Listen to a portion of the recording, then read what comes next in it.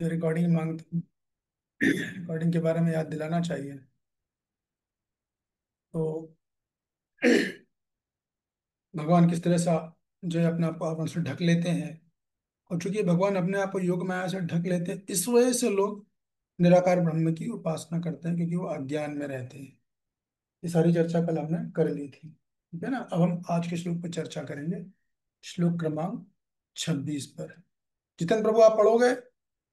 वेदाहम समितीतानि वर्तमानानि चापि। अरे, बस में बैठा हुआ है क्या? ठीक है, हनुमत पश्चिम प्रभु आप पढ़िए। बाहर है। ठीक है, आप मत कीजिए, शोर आएगा। भविष्याणि च भूतानि मां वेद न कश्चन। पढ़िए हनुमत पश्चिम प्रभु, अनुवाद। जी प्रभु जी, जस्ट एक मिनट।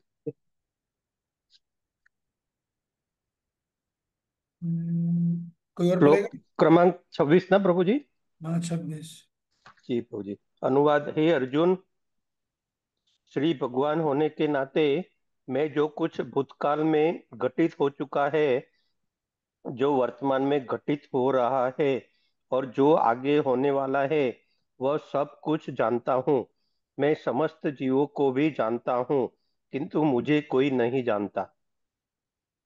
हम्म अब देखिए, अब बात में बड़ी सुंदर बात हो रही है। ये प्रश्न उठता, भगवान ने अजीब सी बात कैसे कर दी कि श्री भगवान होते के नाते जो कुछ भी घटित होता है, भूतकाल में घटित होगा, भूतकाल में जो घटित हो चुका है, अभी वर्तमान में जो घटित हो रहा है, और जो भविष्य में होगा, वो सब मैं जानता हूं। लेकिन जीवात्मा नहीं जानती है। अब ये बड़ी महत्वपूर्ण बात है।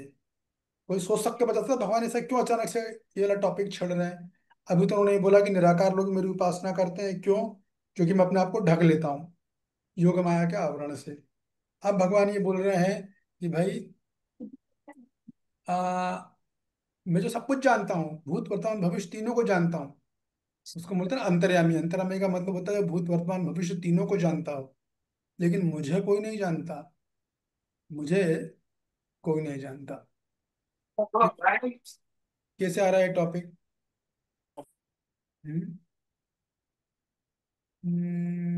तो देखिए, ऐसा है कि जो निराकार ब्रह्म वाले होते हैं ना, जो ये बात को मानते हैं, अगर हमने खूब चर्चा करी थी कि परम सत्य जो है वो केवल निराकार है, वो ऐसा मानते हैं। इस बात को, इस कंसेप्शन को तोड़ने के लिए भगवान ये वाला श्लोक बोल रहे हैं। क्या? कि जब अगर मान लो निराकार ब्रह्म आप बोलते हो कि ईश्वर निराकार है, तो फिर वो तो भूत वर्तमान भविष्य थोड़ी, कि वो कैसे जानेगा फिर? आपको आ रही बात समझ में? जो निराकार है वो, उसे भूत वर्तमान भविष्य का ज्ञान नहीं रहेगा। भूत वर्तमान भविष्य का संबंध किससे होता है? जिसका आकार हो, कोई व्यक्ति हो, कोई पुरुष हो, उससे संबंध है काल का। काल के तीन पहलू होते हैं, भूतकाल, वर्तमान और भविष्य। हम सब जानते हैं। तो जब कोई निराकार है, अभी मान लो बल्ब है, बल्ब की लाइट है, लाइट का समय से क्या प्रभाव पड़ने वाला है? ये समझ लो ना आपको ये बात। तो इस बात को, इस कंसेप्शन को, अवधारणा को तोड़ना चाहते हैं भगवान, कि भाई मैं केवल निराकार ही नहीं हूँ। हाँ, हमें समझना कि भगवान निराकार हैं, हम मना नहीं कर रहे। लेकिन वो केवल निराकार नहीं है, वो साकार भी है। बल्कि साकार उनका मूल रूप है। मूल रूप का मतलब ये है कि साकार से निराकार आ रहा है, जो कल हमने चर्चा किया था। लेकिन निराकार से साकार नहीं आ रहा है, जैसा कि ये मायावादी लोग बोलते हैं ना, निराकार से साकार आता है और वो माया का रूप होता है, माया के द्वारा प्रभावित होता है, इस पे काल कर्म और सबका प्रभाव पड़ता है। ऐसा बिल्कुल भी नहीं है। इसी बात का खंडन करने के लिए भगवान ये बात बोल रहे हैं कि भाई मैं तो भूत वर्तमान भविष्य सब कुछ जानता हूँ, और हर जीव का जानता हूँ। आप पे कमरे में जो छिपकली है, जो कॉकरोच, उसके बारे में भगवान को पता है अगले जन्म में क्या बनने वाली है, पिछले जन्म में क्या थी। और हम सबके बारे में पता है भगवान कि हम भक्ति में कहाँ तक जाने वाले हैं। हर जीव के बारे में पता है अपना, हमारा दोस्त, हमारा दुश्मन, हमारा मित्र, हमारे परिचित, हमारे निजजन, हमारे परिजन, सबके बारे में भगवान A to Z जानते हैं। तो भूत भी ऐसा वैसा भूत नहीं। जब से जीवात्मा अस्तित्व में आई है, अनंत कोटि काल से, तब से भगवान जानते हैं। तो भगवान ने यहाँ पर अपने में और जीवात्मा में बहुत बड़ा अंतर बता दिया है। इस बात को समझ लो आप। कभी कभी लोग बोलते हैं ना मैं भगवान हूँ। अगर आप भगवान हो तो आप से 1000 साल पहले मैं क्या था उसकी हिस्ट्री मुझे खोल के बताओ। हम मान लें, क्योंकि भगवान तो गीता में बोल रहे हैं सीधा सीधा, मैं भूत वर्तमान भविष्य तीनों को जानता हूँ। बोल रहे हैं कि नहीं बोल रहे हैं? क्लियर बोल रहे हैं यहाँ पर। भगवान सब कुछ जानते हैं, तभी तो वो भगवान है। और भगवान है इसका मतलब वो एक साकार है, उनका एक रूप है, उनका एक आकार है। यही इसमें का सेम इस तरह का श्लोक भगवान ने एक बार और बोला है पिछले अध्याय में। किसी को याद आ रहा है कहाँ बोला है, कब बोला है? सेम इस तरह का श्लोक बोला है। ठीक है। हम्म। किसी को याद नहीं आ रहा? दूसरे अध्याय में बोला है ना हम। कभी ऐसा नहीं रहा कि ये मैं ना रहा हूं और ये राजा लोग ना रहे हों या तुम ना रहे हो, लेकिन तुम सब भूल चुके हो अर्जुन और मुझे सब कुछ याद है। ऐसा बोला था भगवान ने। प्रभु जी ये फर्स्ट चैप्टर में था प्रभु जी शायद। नहीं, अंदाजा मत मारो आप, सेकंड चैप्टर में था ये।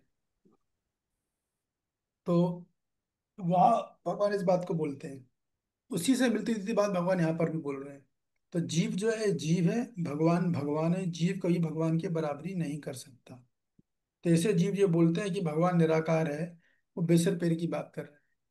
तुम्हें तुम्हारा खुद वर्तमान भविष्य पता नहीं है, तुम भगवान के बारे में क्या बताओगे? ये आर्गुमेंट दिया जा सकता है। जैसे मायावादी बोलते हैं ना कि भगवान जो है माया का रूप है, हम कल चर्चा कर रहे थे। तो बेसिकली भगवान ना मायावादी बात का खंडन कर रहे हैं।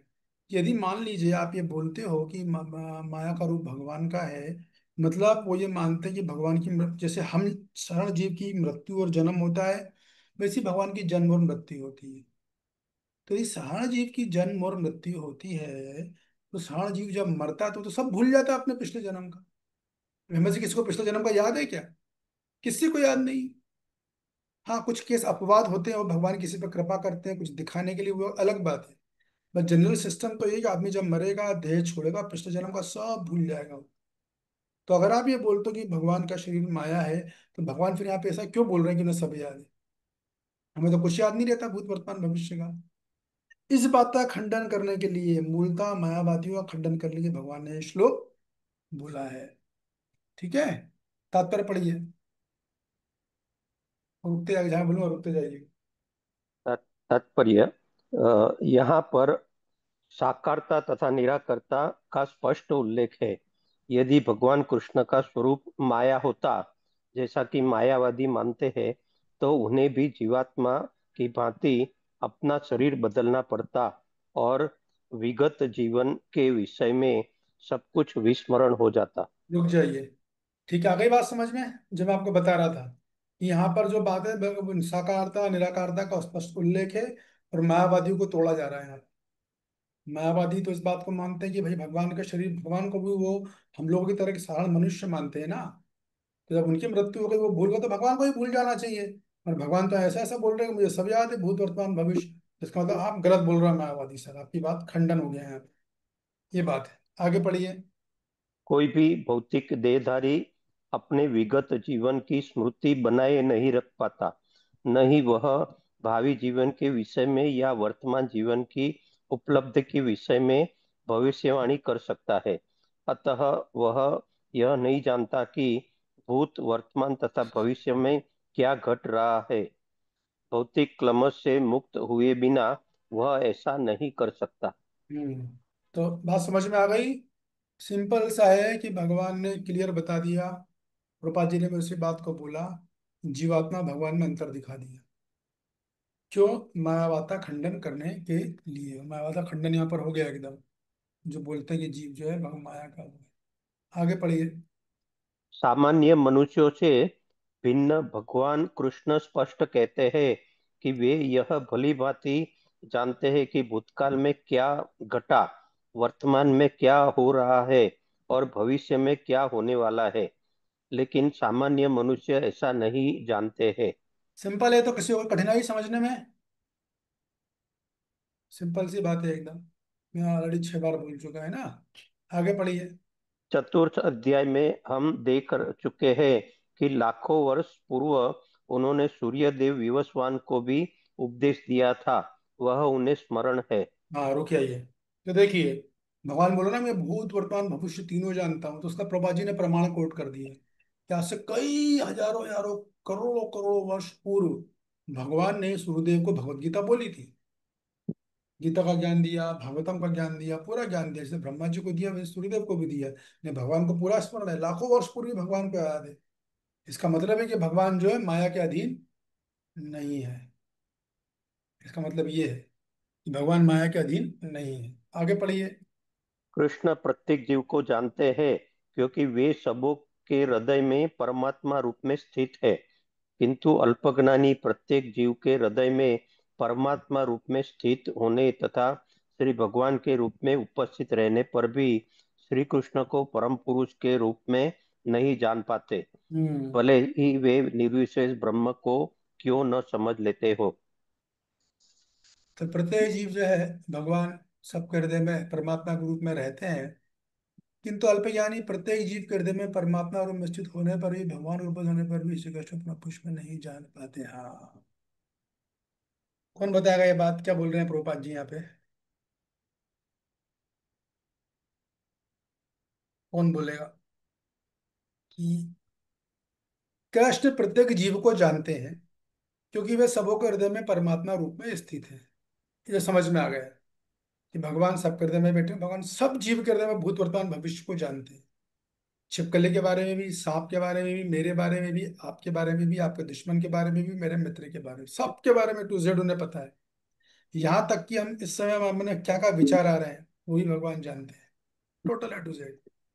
अब बात आ रही है जीव की। तो भगवान का रोल तो क्लियर कर दिया प्रभुपाद जी ने। अभी क्या बोला जा रहा है? किंतु अल्पज्ञानी प्रत्येक जीव के हृदय में परमात्मा रूप में स्थित होने तथा श्री भगवान के रूप में उपस्थित रहने पर भी श्री कृष्ण को परम पुरुष के रूप में नहीं जान पाते, भले ही वे निर्विशेष ब्रह्मा को क्यों ना समझ लेते। कौन समझाएगा इस बात को? देखिए यहाँ पर भी जो है, या सनादि राधिका माता जी आप बोल दोगे, इतना कठिन नहीं है, बोलिए।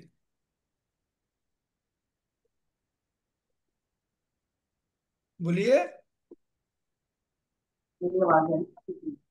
मुझे अभी तक तो नहीं आई। हम्म। आवाज नहीं आ रही है आपकी। आप म्यूट हो क्या हो, अनम्यूट हो, पता नहीं। अब आ रही मेरी आवाज प्रभु जी? अभी आई, बोलिए। जी।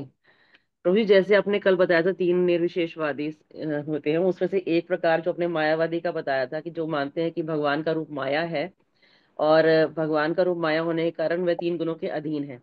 तो यहाँ पर भी यही चीज बताया जा रहा है कि वो हृदय में स्थित परमात्मा के रूप में तो उनको समझ पा रहे हैं या निर्विशेष ब्रह्म के रूप में, लेकिन उनके जो दिव्य शरीर का जो स्वरूप है उसे वो माया के अधीन मान रहे हैं। इसी कारण से वो भगवान को, श्री कृष्ण को परम पुरुष के या परम भगवान के रूप में नहीं जान पाते हैं। हम्म, ठीक है, आंशिक रूप से सही है, लेकिन एकदम सटीक नहीं है। जिससे लिखा है ना ऐसा वहां पर प्रभुपाद जी ने। तो और कोई बोलना चाहेगा? देखो मैं पढ़ता हूँ, आप फिर से समझो। भगवान ने, प्रभुपाद जी ने भगवान का रोल तो क्लियर कर दिया कि कृष्ण प्रत्येक जीव को जानते हैं। क्यों जानते हैं? क्योंकि वो हर जीव के परम हृदय में परमात्मा रूप में स्थित है। तो कृष्ण का पत्ता तो प्रभुपाद जी ने क्लियर कर दिया। अब प्रभुपाद जी जीव की तुलना कर रहे हैं कृष्ण से, मतलब दोनों में तुलना बताई जा रही है। अब प्रभुपाद जी जीव के बारे में बोल रहे हैं। अब आपको शायद समझ में आएगा कि प्रत्येक जीव, भगवान जो है परमात्मा रूप में हर जीव के हृदय में स्थित रहते हैं, लेकिन अल्पज्ञानी व्यक्ति श्री कृष्ण के परम पुरुष को नहीं जान पाते हैं, भले वह निर्विशेष ब्रह्म को जान ले।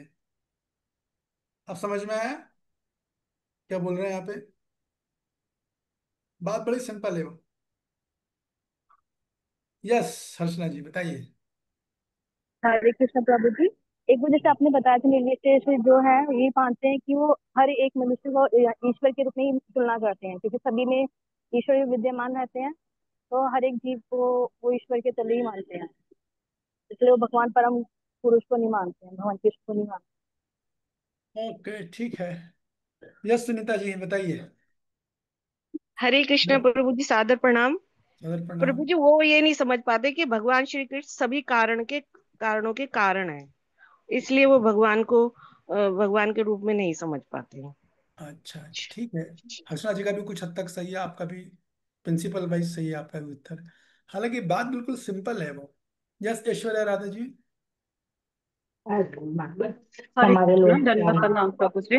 जन्नत प्रभु प्रणाम। जी एक्चुअली जो परमात्मा रूप हमारे हृदय में स्थित है ना, वो जैसे ज्ञान योग, अष्टांग योग, जो ज्ञानी है जो ज्यादा से ज्यादा ब्रह्म तेज को जान पाते हैं या भगवान के परमात्मा रूप को जान पाते हैं। तो जो भगवान परम भगवान है, उनको जानने के लिए भक्ति करनी पड़ती है, कृष्णा कॉन्शियसनेस में भक्ति जो है। तो उसके बाद ही अगर भगवान की कृपा होगी तभी वो मतलब अपना उनको फील मतलब करा सकते हैं, ठीक अपने है आप उनको नहीं फील होगा ऐसे। ठीक है ठीक है, गलत तो नहीं है।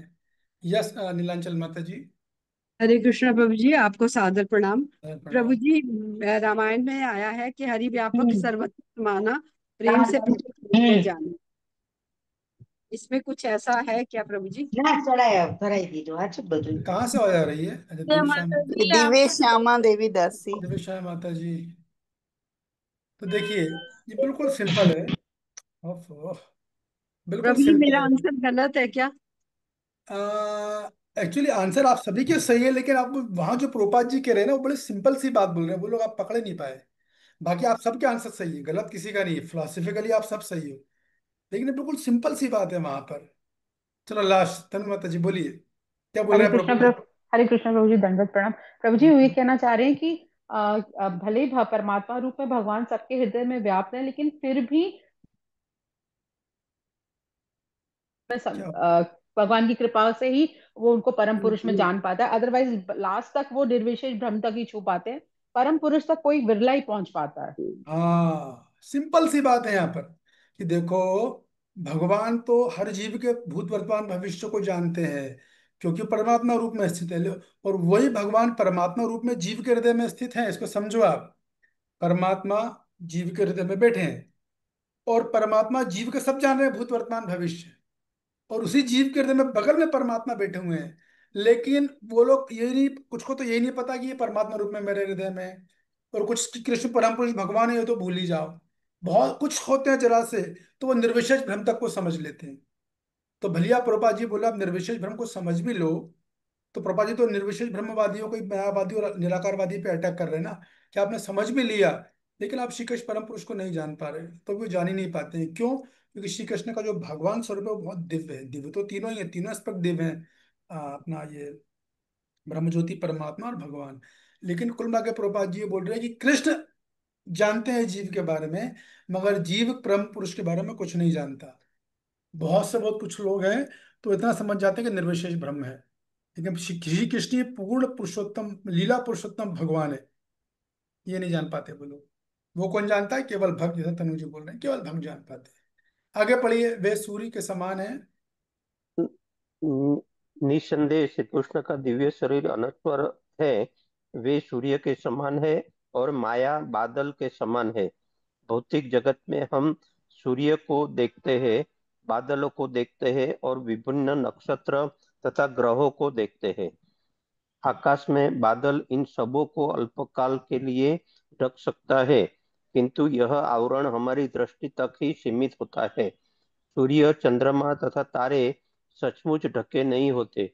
इसी प्रकार माया परमेश्वर को आच्छादित नहीं कर सकती। रुक जाइए। वे अपने बस बस बस, तो देखिए आपको याद होगा कल के श्लोक में चर्चा होती है जब भगवान बोलते हैं ना हम प्रकाश योग माया समाविता।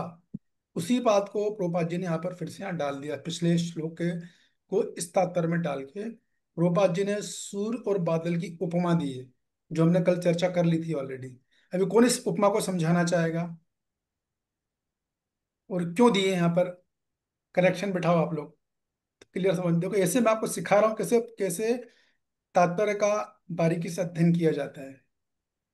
तो कौन बताना चाहेगा ये उपमा क्या है, सूर्य और बादल? बताइए के डी डी जी। हरे कृष्ण प्रभु जी।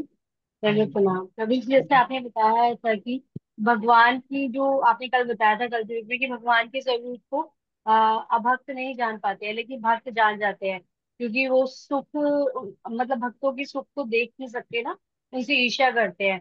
तो ये भगवान एक आवरण, इस आवरण को सिर्फ नवजा भक्ति के द्वारा ही हटाया जा सकता है, जैसा कि बताया था आपने ना प्रभु जी। हाँ बराबर है, वो सही है, लेकिन यहाँ पर सूर्य और बादल की उपमा दी जा रही है, चीज वही है हाँ, आप जो बोल रहे हो। इसका मैं जैसे प्रपंच में सूर्य क्लियर। नारायण के सामने आके बादल सूर्य भगवान की रोशनी को छिपा देते हैं, इसका मतलब ये नहीं है कि सूर्य भगवान नहीं है, उसी प्रकार पर। ओके, ठीक है, काफी हद तक तो सही है, काफी हद तक। यस ऐश्वर्य राधा जी बताइए।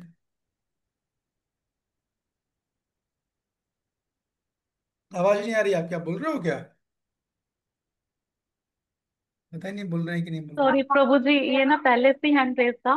वैसे इसमें मैं ये बताना चाहूंगी कि जैसे आपने बताया था कि जैसे सूर्य के आगे ना बादल आ जाते हैं, मतलब एक्चुअली में वो सूर्य के आगे नहीं आते हैं, हमारी आंखों के आगे आ जाते हैं। हैं। मतलब सूर्य तो हमें दिन दिन में अगर हमें चीजें दिख रही हैं तो धुंधली दिख रही है कि बादल आ गए हैं, बट सूर्य इसमें सूर्य तो है, वो प्रकाश तो है, बट हमारी आंखों के आगे बादल आ गया और हमारी नजरों की मतलब निगाह कम, मतलब कम होगी, ना कि ये नहीं है कि सूरज नहीं है। ऐसी भगवान की जो माया है वो हमारे ज्ञान को या हमारे चक्षुओं को ऐसे ढक देती है कि हम भगवान को जो उनका प्राकट्य रूप है वो नहीं देख पाते हैं। तो पर भगवान तो हमेशा ही विरा होते हैं। तो आप ये बताइए कि जब जो भगवान की माया है वो किसको ढकती है, वो भगवान को ढकती है या बद्ध जीव को ढकती है? बद्ध जीव को ढकेगी प्रभु जी। ओके।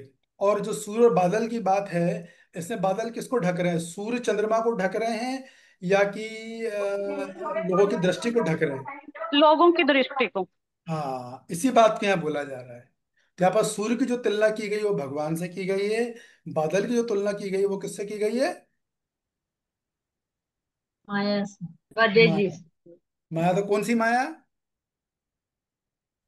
माया भी दो तरह की होती है। योग उससे ये माया। योग माया। योग माया। योग योग माया। माया। इसका ध्यान रखो आप लोग, क्योंकि भगवान का महामाया से कोई संबंध नहीं है। भगवान महामाया भगवान के संपर्क में भी नहीं आती है। योग माया है भगवान की खास अंतरंगा शक्ति। तो सिंपल सी बात यहाँ जैसा उन्होंने बोला बिल्कुल सही बताया है कि एक्चुअली योग माया, जिस प्रकार बादल दिखता है कि सूर्य को ढक रहे हैं, एक्चुअल में वो सूर्य को नहीं, वो लोगों की दृष्टि को ढकते हैं। उसी प्रकार योग माया से प्रतीत होता है कि भगवान को ढकी है, एक्चुअली वो भगवान को नहीं ढकती, वो तो अभक्तों को, निर्विशेषवादियों की दृष्टि को ढकती है। ये बोला गया है यहाँ पे। ठीक है, समझ में आ गया सबके ये बात? अब मेरा अगला प्रश्न, कि आप लोगों को क्या लग रहा है भगवान ने ये, प्रभुपाद जी ने अपने तात्पर्य में वाला एग्जाम्पल क्यों दिया? मैं कल बता चुका हूँ सब, इसलिए आपसे पूछ रहा हूँ, मैं कभी कोई चीज बिना बताए नहीं पूछता। और मेरा अनुरोध होगा सभी वैष्णव वैष्णवियों से, अगर आप वीडियो जो जिनका बंद है अगर वो करने की स्थिति में हो तो ऑन करें तो अच्छा रहेगा। तो अभी ये बताइए कि क्यों डाला प्रभुपाद जी ने ये? देखो ऐसे अध्ययन किया जाता है तात्पर्य का, तब आपको सीख पाओगे। नहीं तो ऐसे भी आप 1 करोड़ क्लासेस भी अटेंड कर लोगे, 100 लोग सुन भी लोगे। आजकल तो लोगों की आदत, वो का सोचते हैं ज्यादा सा लोगों को सुनो तो ज्यादा सीखेंगे। बिल्कुल ही गलत कॉन्सेप्ट है ये। ऐसा नहीं है कभी। हमेशा 10 जगह खड्डा खरीदो, एक जगह खड्डा खरीदो, कहाँ पे गहराई ज्यादा आएगी? क्यों तनु जी बताइए आप, तनु माता जी। यस प्रभु जी। 10 गहराई जगह कहाँ खड्डा कर करके गहराई नहीं आएगी, एक ही जगह खड्डा करना पड़ेगा खूब अच्छे तरीके से। हाँ, तो देखिए, अभी क्या मैं बताता हूँ आपको क्यों एग्जाम्पल दिया गया है। क्योंकि इससे पहले प्रभुपाद जी ने अपने तात्पर्य में क्या बोला, निर्विशेषवादियों का बारे में चर्चा करी। क्योंकि प्रभुपाद जी निर्विशेषवादी और मायावादी को तोड़ रहे हैं, उनके मतलब उनको नहीं तोड़ रहे हैं, कभी प्रभुपाद जी ऐसा नहीं करते। हमको भी कभी भी किसी किसी व्यक्ति को नहीं तोड़ना चाहिए, हमें उसके विचार को तोड़ा जाता है, व्यक्ति पर अटैक नहीं किया जाता कभी। तो प्रभुपाद जी यहाँ पर मायावादी और उन पर अटैक नहीं कर रहे, उनके विचारधारा पर अटैक किया जा रहा है कि चूंकि ये लोग अल्पज्ञानी होते हैं, इसलिए भगवान के शरीर को निर्विकार मानते हैं। तो इस बात को बोलने के लिए प्रभुपाद जी ने एग्जाम्पल दिया है, ईश्वर और जीव का सूर्य और बादल से उपमा दे दी है कि भाई भगवान तो साकार हैं, लेकिन चूंकि भगवान योग माया को ढक लिया है और तुम अल्प बुद्धि हो, तुम इस बात को जानते नहीं हो, इसलिए तुम बोल रहे हो निराकार। इस बात को स्थापित करने के लिए प्रभुपाद जी ने एग्जाम्पल यहाँ पर दिया। ठीक है, आगे पढ़िए। वे अपनी अंतरंगा शक्ति के कारण अल्पज्ञों को दृश्य नहीं होते। रुक जाइए, जैसा कि क्योंकि अभी प्रभुपाद जी बोल रहे हैं वे यानी भगवान, अपनी अंतरंगा शक्ति के कारण अल्पज्ञों को दृश्य नहीं होते। तो अंतरंगा शक्ति से क्या मतलब है? कौन बताना चाहेगा? योग माया प्रभु। योग माया। हाँ, योग माया। तो इसलिए मैंने बोला कि भगवान को हमेशा योग माया उनकी सेवा में रहती है। वही बद्ध जीवों को अगड़ा अगड़ा बना देती है। वरना भगवान को योग माया भी नहीं ढक सकती। भगवान खुद अगर चाहे तो बात अलग है, अदरवाइज योग माया भी नहीं ढक सकती। तो आगे पढ़िए। जैसा कि इस अध्याय के तृतीय श्लोक में कहा गया है कि करोड़ों पुरुषों में से कुछ ही सिद्ध बनने का प्रयत्न करते हैं और सहस्त्रों ऐसे सिद्ध पुरुषों में से कोई एक भगवान कृष्ण को समझ पाता है। रुक जाइए, रुक जाइए। तो अभी बताइए कौन सा श्लोक है इस अध्याय का, किसी को याद है? हमने बढ़िया चर्चा करी, इससे पूरा एक सेशन दिया था। या आपको और श्लोक याद नहीं, हिंदी अनुवाद ही याद हो तो बताइए कौन सा श्लोक की चर्चा हो रही है यहाँ पे, प्रभुपाद जी बोल रहे हैं। खुद लिखा उन्होंने इस अध्याय के तीसरे श्लोक में। किसी को याद आया? 7.3 प्रभु जी। मनुष्याणाम सहस्त्राशु। हाँ, ये श्लोक है, मनुष्याणाम सहस्त्रशु। प्रभुपाद जी ने उसी को कोट किया है। कोई एक जान पाता है, ठीक है ना। तो उस श्लोक में जो चर्चा हुई थी वो भक्त ज्ञानी की चर्चा हुई थी, इसको समझ लो आप। यहाँ प्रभुपाद जी भक्त ज्ञानी की बात कर रहे हैं। उससे पहले जो बात हुई है वो ज्ञानी की बात हुई, निराकारवादी की। लेकिन यहाँ पर जो ज्ञानी है, ये भक्त ज्ञानी है। तो मैं उस समय आपको डिटेल में समझाया था भक्त ज्ञानी क्या है और ये ज्ञानी क्या है। तो उस चर्चा में अब नहीं जाऊंगा। जिसको सुनना है वो सुन सकते हैं बाद में। तो उसकी बात हुई, यहाँ पे भक्त ज्ञानी की बात हुई। आगे पढ़िए। भले ही कोई निराकार ब्रह्म या अंतर्यामी परमात्मा की अनुभूति के कारण सिद्ध हो ले, किंतु कृष्ण भावनामृत के बिना यह भगवान श्री कृष्ण को समझ ही नहीं सकता। हाँ, कौन बताएगा इस बात को? ये आखिरी जो लाइन पढ़ी प्रभुपाद जी क्या बोले, कौन समझाना चाहेगा? भले ही कोई निराकार ब्रह्म या अंतर्यामी परमात्मा की अनुभूति के कारण सिद्ध हो ले, किंतु कृष्ण भावनामत के बिना वह भगवान श्री कृष्ण को समझ ही नहीं सकता। आपको क्लू देता हूँ, ये योगा लेडर की बात हो रही है। अगर आप योगा लेडर से देखोगे तो आपको ये लाइन पूरी तरह समझ में आ जाएगी। कौन बताना चाहेगा? बताओ भाई, एक से एक शूरवीर है यहाँ तो। सब ट्रेंड हो चुके हैं अब तो। एक से एक वेस्टर्न के बराबर बड़ा बड़ा रिप्लाई देती हैं आजकल तो। सब सीख गई हैं, पहले तो बोल नहीं पाते थे। यस, मंगल बहुत माता जी बताइए। हरे कृष्णा प्रभु जी। हम्म। प्रभु जी इसमें बताया है ज्ञान योगी और अष्टांग योगी के बारे में, चाहे वो अपनी अवस्था प्राप्त कर ले, सिद्ध हो जाएं, पर भक्ति योग के बिना भगवान को नहीं समझ सकते। बहुत सुंदर, एक्सलेंट। तो प्रभुपाद जी ने यहाँ पे क्या किया, भक्ति योग को स्थापित कर दिया। ये बात है। तो निराकारवादी सिद्ध हो जाएगा वो। जो ज्ञानी है, यदि निराकार ब्रह्म में चला गया तो वो सिद्ध हो गया। जो अष्टांग योग वाला उसने परमात्मा का साक्षात कर लिया तो वो भी सिद्ध हो गया। इसलिए प्रभुपाद जी बोले ना, सिद्ध शब्द लिखा, अनुभूति के कारण सिद्ध हो ले। लेकिन वो दोनों भी भगवान कृष्ण को नहीं समझ पाएंगे। क्यों? क्यों नहीं समझ पाएंगे? मंगलमय माता जी बताइए फिर से। प्रभु जी क्योंकि उन्होंने भक्ति योग नहीं किया, भक्ति योग के बिना नहीं समझ सकते। हाँ, भक्ति योग नहीं किया। यहाँ पर प्रभुपाद जी ने किसको सर्वश्रेष्ठ बताया भक्ति योगा लेटर में? भक्ति योग। मैं आपको बीच में बोला, भी उनसे पूछ रहा हूँ। बोलिए मंगलमय माता जी। भक्ति योग को प्रभु जी। हाँ, ये बात है। ठीक है। अभी किसी का कोई प्रश्न है इस श्लोक पर? नहीं है। चलो, या तो सबको सब समझ में आ गया या कुछ समझ में नहीं आया। कोई बात नहीं, आपको इतना समझना जरूरी कि भगवान ने, प्रभुपाद जी ने निराकार ब्रह्म को तोड़ा है और भक्तियों को स्थापित कर दिया अपने तात्पर्य में। और भगवान तो ये बताया कि, एक मिनट है, असल में मेरा कीबोर्ड पूरा खराब हो गया, इसलिए मैं कुछ कर नहीं पा रहा हूँ। हाँ ठीक है, अगला श्लोक मैं पढ़ूंगा। अमित प्रभु आप पढ़िएगा। इच्छा समुत्थेन दंड मोहेन भारत। ये श्लोक बहुत महत्वपूर्ण है। सर्वभूतानि सम्मोहम सर्गे यान्ति परन्तप। भक्ति वेदांत स्वामी शिला प्रभुपाद की जय। हे भरतवंशी, हे शत्रु विजेता, समस्त जीव जन्म लेकर इच्छा तथा घृणा से उत्पन्न द्वंद्वों से मोहग्रस्त होकर मोह को प्राप्त होते हैं। हम्म। देखिए, एक बड़ा चीज है बात यहाँ पर भगवान बोल रहे हैं कि भगवान ने देवताओं की बात करी, निराकारवादियों की बात कर दी, तात्पर्य ने प्रभुपाद जी ने भक्ति योग की भी बात कर दी, भक्ति को सर्वश्रेष्ठ बता दिया। लेकिन प्रश्न फिर से ये आ रहा है, भगवान ये बात को बताना चाह रहे हैं कि आखिर ये लोग मोहग्रस्त क्यों होते हैं। एक तो भगवान ने ये बताया कि योग माया समावृता, कि मैं अपने आप को ढक लेता हूँ। ठीक है। देखिए ये हमेशा बात हो रही है अब यहाँ पे समन लोगों की बात हो रही है, भौतिकवादियों की बोलो आप, निराकारवादी की या मायावादी, भक्त को छोड़ के सबकी बात हो रही है। भक्त, निराकारवादी और अपना परमात्मावादी को छोड़कर बाकी लोगों की बात हो रही है यहाँ पर। इच्छा देश समुत्थेना, इच्छा, सबसे पहले श्लोक में इच्छा शब्द है। तो संसार में जीव माया में क्यों है। आज ही कोई मेरे को चर्चा कर रहा था कि भगवान लोग जीवों को भगवान ही जीव को संसार सागर में डालते हैं और वही निकालते हैं। तो मैंने कहा पिछला भाग तो सही है कि संसार निकालते हैं, देखो डालते वो नहीं है। तो जीव संसार में खुद आता है अपनी इच्छा से। ठीक है।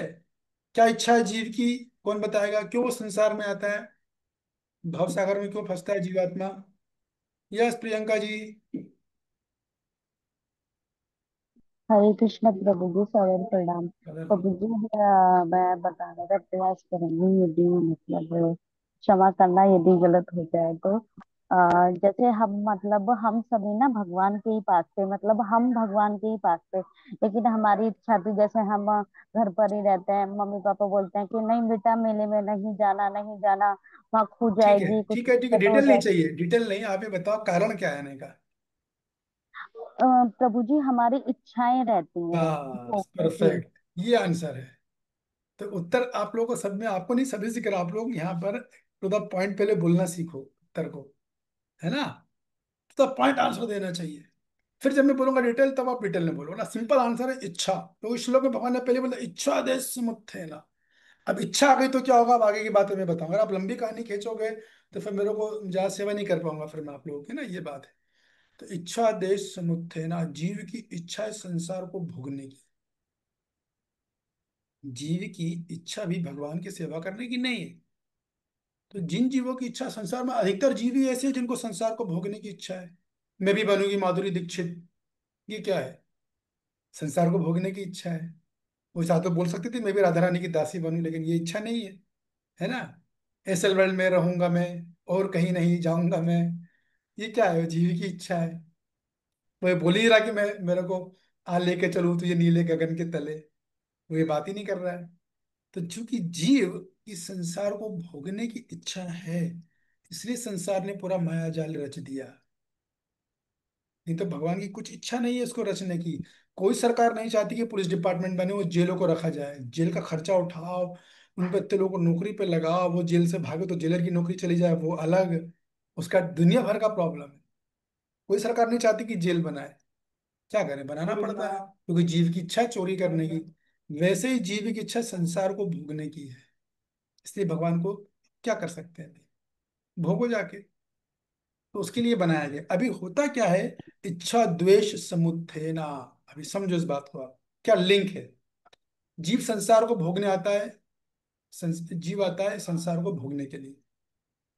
लेकिन प्रॉब्लम क्या होती है, जब वो भोगना प्रयास करता है तो उसकी सारी इच्छा थोड़ी ना पूरी होंगी कोई।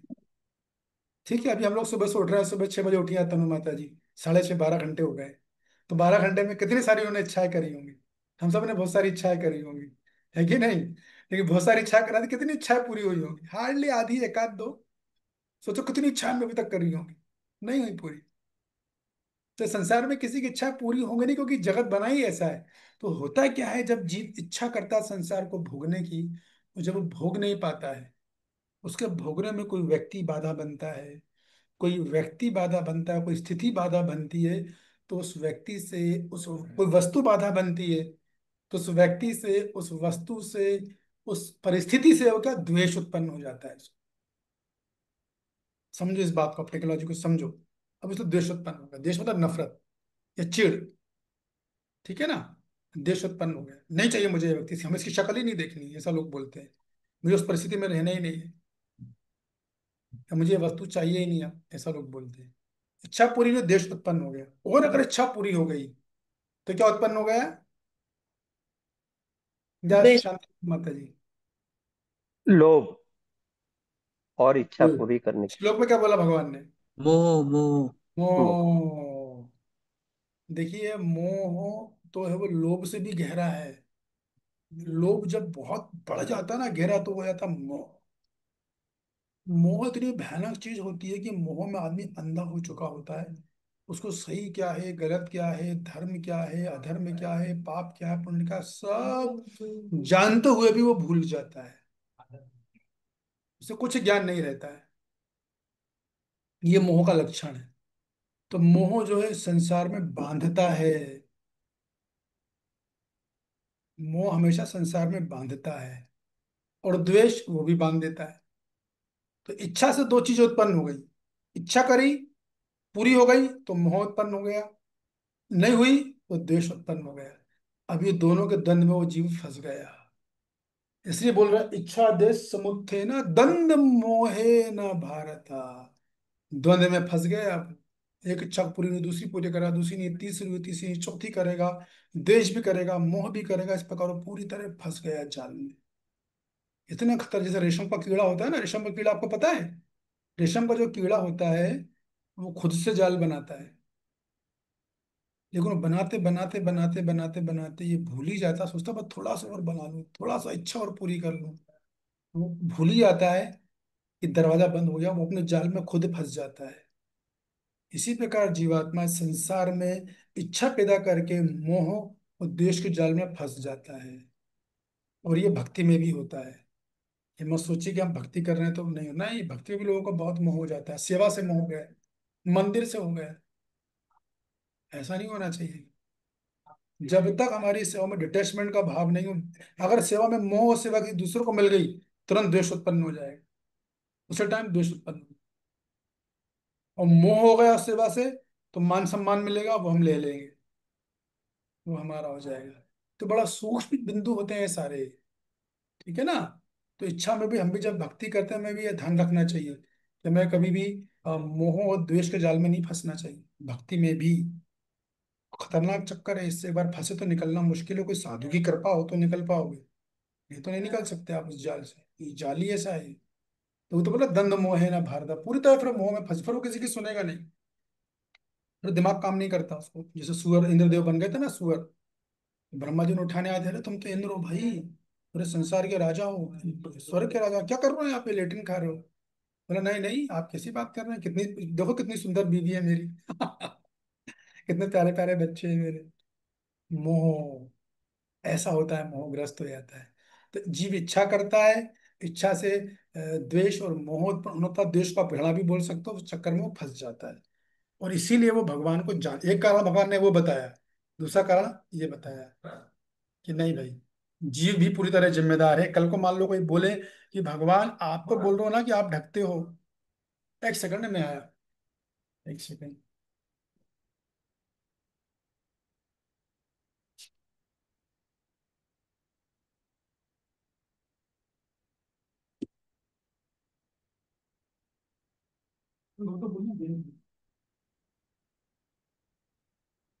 तो देखिए, क्या है कि भगवान ने बोला पिछले श्लोक में कि मैं योग माया से ढक लेता हूं। तो कोई बोला भगवान फिर हमारी क्या गलती है, फिर जीवात्मा की क्या गलती है? भाई आपने ढका है, तो हम थोड़ी ना ज्ञानी है। तो नहीं नहीं, ऐसा नहीं है, मैं तो ढक लेता हूँ, तुम लोग में कोई कम खुदा नहीं हो। तो भगवान ने जीव का ही फॉल्ट बता दिया है कि जीव के अंदर इच्छा है। इसलिए जो है वो क्या होता है, जीव जन्म लेते हैं, इस श्लोक में बोल रहे हैं कि जन्म लेते ही मोह में पड़ जाएगा, जन्म से ही। इच्छा करी। देखो, आप इस बात को समझो, जैसे ही हमारी हर वो इच्छा जो साधु गुरु शास्त्र के विपरीत है, तो तुरंत हम इस द्वंद में फंस जाएंगे, इमीडिएट। और हमारी हर इच्छा, इसलिए मैं बार बार शास्त्र कोट करता हूँ, हमारी इच्छा साधु गुरु शास्त्र के अनुसार है, तब तक हम सुरक्षित हैं। भले ही उस इच्छा में कुछ गलती भी हो जाए, तो हम साधु गुरु की कृपा से बचे रहेंगे और बचा लिए जाएंगे। एक का 1 लाख बार भी गलती होगी तो भी बचा लिए जाएंगे। लेकिन हमारी इच्छा साधु गुरु शास्त्र से अलग हटके नहीं होनी चाहिए। ये बात है। अगर उससे अलग हटके हो गई, तो जीव मुंह में फंस जाएगा। मुंह में फंसेगा तो क्या होगा, इच्छा करेगा, क्या इच्छा करेगा? सुख की आकांक्षा करेगा वो। और सुख चाहिए, सुख मतलब भौतिक सुख चाहिए उसको। फंस जाएगा, आप मोह हो जाएगा उसको। या फिर द्वेष करेगा। एक एंगल से मैंने समझा, दूसरे एंगल से समझा रहा हूँ कि द्वेष क्या करेगा वो। एक तो मैंने आपको बताया द्वेष बता दिया, दूसरा द्वेष क्या है, दुख से बचने की प्रवृत्ति। दुख नहीं चाहिए मेरे को, ये भी एक द्वेष है, ये दूसरा एंगल है।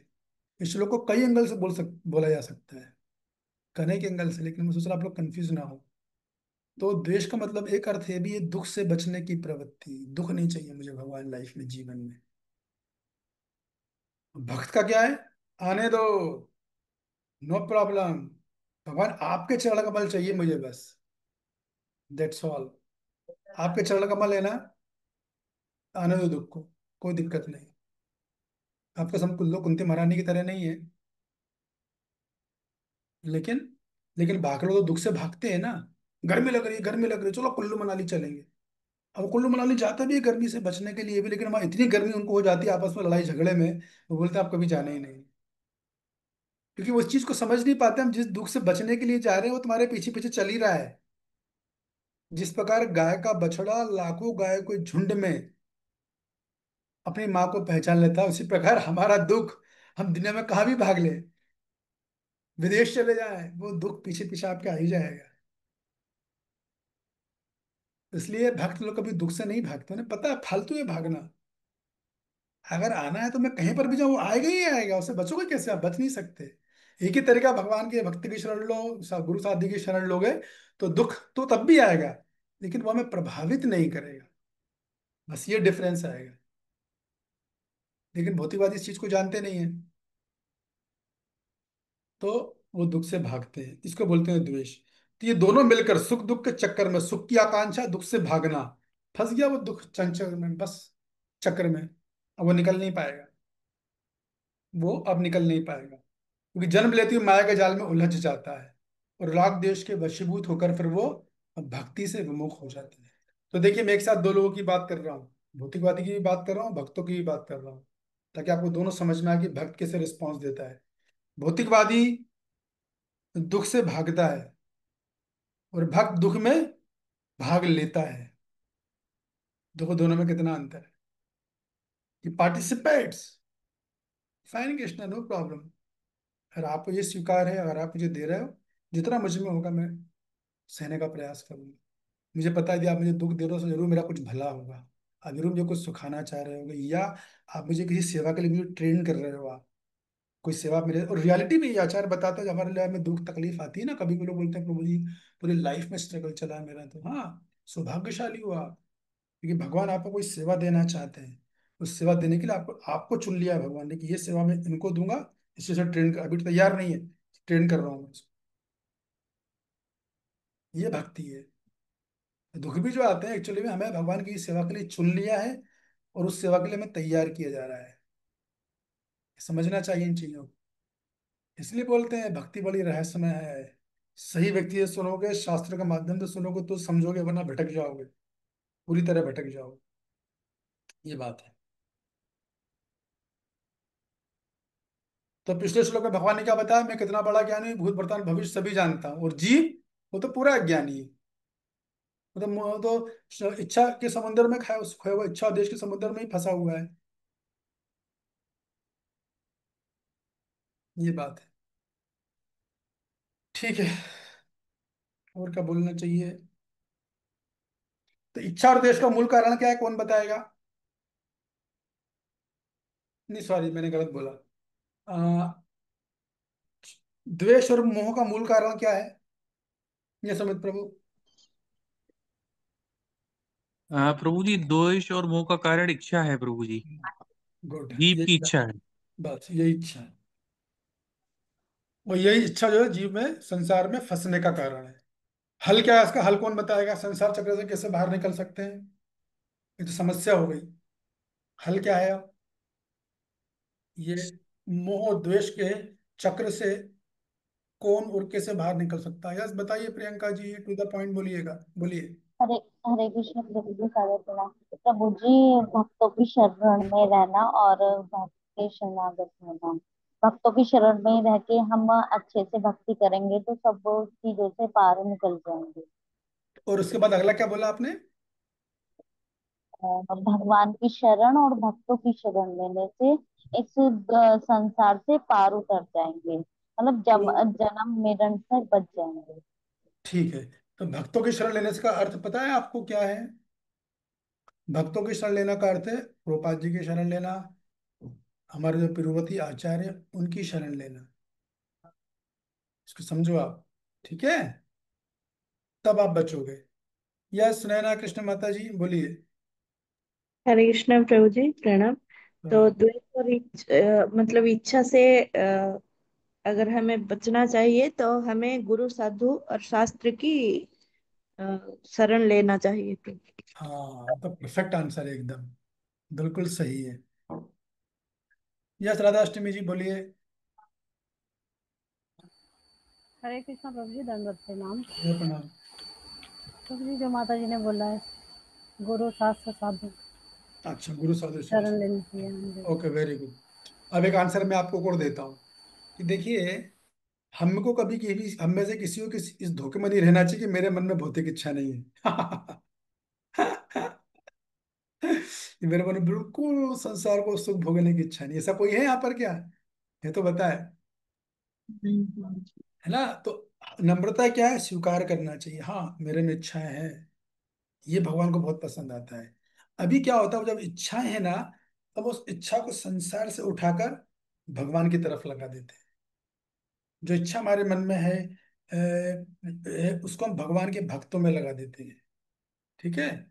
तो जो भी हमारी इच्छा होती है संसार क्या, संसार के लोगों को भोगने की, संसार के वस्तुओं को भोगने की, हम उस इच्छा को वहां से उठाकर भगवान में, भगवान के भक्तों में, साधु पुरुष शास्त्र में लगा देते हैं।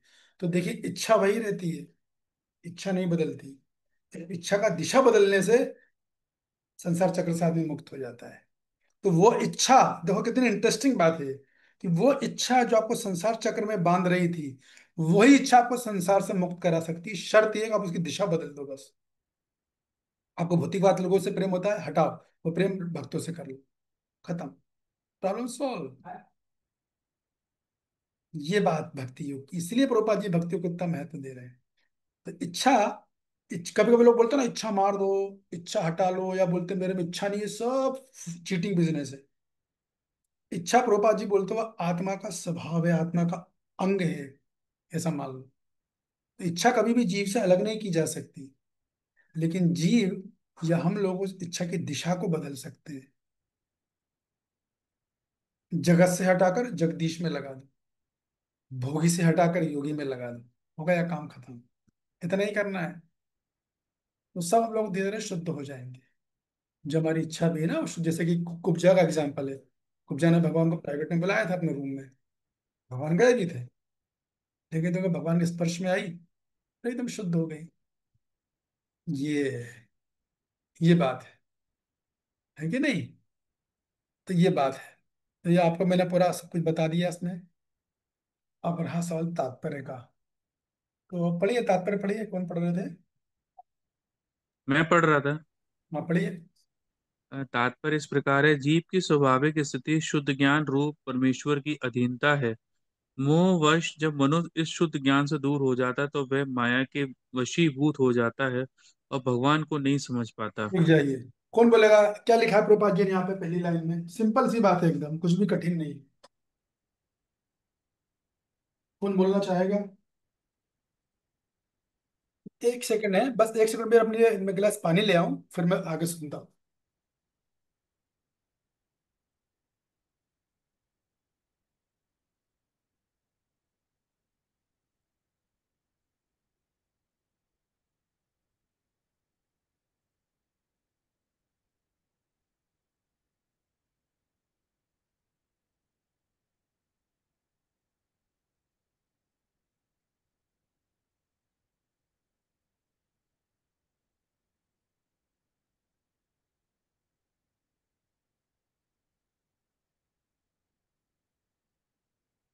हाँ जी बोलिए। एक मिनट। किस किसने हाथ उठाया? सॉरी आपको डिस्टर्ब होना पड़ा, मेरे को प्यास काफी देर से लग रही थी, 2 घंटे से हो गया पीनी, इसलिए बोला। यस सुनैना कृष्णा जी बताइए, क्या बोला प्रभुपाद जी ने? हरे कृष्ण प्रभु जी प्रणाम। प्रभु जी, प्रभुपाद ने यहाँ पे बोल रहे, जैसे कि आपने समझाया कि जब जीव अपने इच्छा प्रकट करती है तभी यही माया के चक्कर में आती है, और संसार में माया का चक्कर में संसार में आती है। तो यही शायद है यहाँ पर, क्योंकि ठीक है, आप वो आसपास तो हो। और किसने हाथ उठाया था? जीव की स्वाभाविक स्थिति शुद्ध ज्ञान रूप परमेश्वर की अधीनता है, पहली लाइन। दूसरी लाइन क्या है? मोहवश जब मनुष्य इस शुद्ध ज्ञान से दूर हो जाता है तो वो माया के वशीभूत हो जाता है और भगवान को नहीं समझ पाता। ये दो लाइनें इसमें बस। कौन बताना चाहेगा? एक काफी लोग हाथ उठाया है भाई, देखो किसने उठाया है। अ, अ, प्रभु जी, मैं कोशिश करूं। रुक जाइए, मैं आपका हाथ देख चुका हूँ। बताइए मंगल माता जी। प्रभु जी, सब जीव की स्वाभाविक स्थिति शुद्ध ज्ञान मतलब हम भगवान के दास हैं। मतलब हमारी जो स्वाभाविक स्थिति है, और मोहवश हम अज्ञानता में फंस जाते हैं, और अज्ञानता के कारण ही माया के वशीभूत हो जाते हैं। तो फिर 90% सही बोला आपने। वशीभूत हो जाने पे फिर क्या हो जाता है? हम क्या समझने लगते हैं खुद को? खुद को मतलब भगवान से हम ईर्ष्या करते हैं। भगवान शरीर जैसा भोग समझने हम लगते भोगना हैं, मैं चाहते शरीर नहीं आता मैं। ओके, 90% बिल्कुल सही बोला आपने। बताइए रंगनारायणी माता जी क्या बोल रहे हैं? हाँ जी, हरे कृष्णा प्रभु जी। जो इसमें पहली लाइन है उसका तो यही है कि जो जीव है वो भगवान का दास है, जीवेर स्वरूप है कृष्ण नित्य दास। और फिर परफेक्ट। वो कह रही हैं कि जब मोहवश, फिर जब हम अपने आप को ना जब मोहवश हो जाते हैं, इस बात को भूल जाते हैं कि मैं दास हूँ, हम्म। मालिक बनना शुरू कर देते हैं कि मैं मालिक हूँ। ठीक है हम्म। ना? तो मैं ही सब कुछ हूँ। ये हम्म। सब वो माया के वशीभूत होकर ही सोचते हैं, और फिर वो भगवान को समझ नहीं पाते। 100% परफेक्ट। 100% perfect, good. देखिए मैं देख रहा हूँ आप सब में इंप्रूवमेंट आ रही है। मंगलम माता जी में भी, रंगनारायणी माता जी में, सब बढ़िया अच्छे से बोलने लगे। ठीक है, आगे पढ़िए हम। ये माया इच्छा तथा घृणा के द्वंद रूप में प्रकट होती है। इसी हाँ, तो ये माया जो होती है कैसे प्रकट होती है? जो मोह द्वेष की बात हुई थी, और इच्छा, ये सब माया के प्रभाव में के कारण, ये माया के प्रभाव में आकर जीव इच्छा प्रकट करता है। इच्छा प्रकट करता है तो फिर मोह द्वेष के चक्र में फंस जाता है। ये बात बोली जा रही है। आगे पढ़िए। इसी इसी इच्छा। इसी इच्छा तथा घृणा के कारण मनुष्य परमेश्वर से तदाकार होना चाहता है, और भगवान के रूप में कृष्ण से ईर्ष्या करता है। हाँ, अभी रुक जाओ, ये बहुत इंपॉर्टेंट लाइन है। अगर ये आपको समझ में आ गई तो आपको पूरा, आपको मायावाद निराकारवाद का कंसेप्ट कंसेप्ट समझ में आ जाएगा। कौन बताना चाहेगा क्या लिखा? फिर से पढ़े मित्र प्रभु एक बार और। इसी इच्छा तथा घृणा के कारण मनुष्य परमेश्वर से तदाकार होना चाहता है, और भगवान के रूप में कृष्ण से ईर्ष्या करता है। हम्म, कौन बोलना चाहेगा?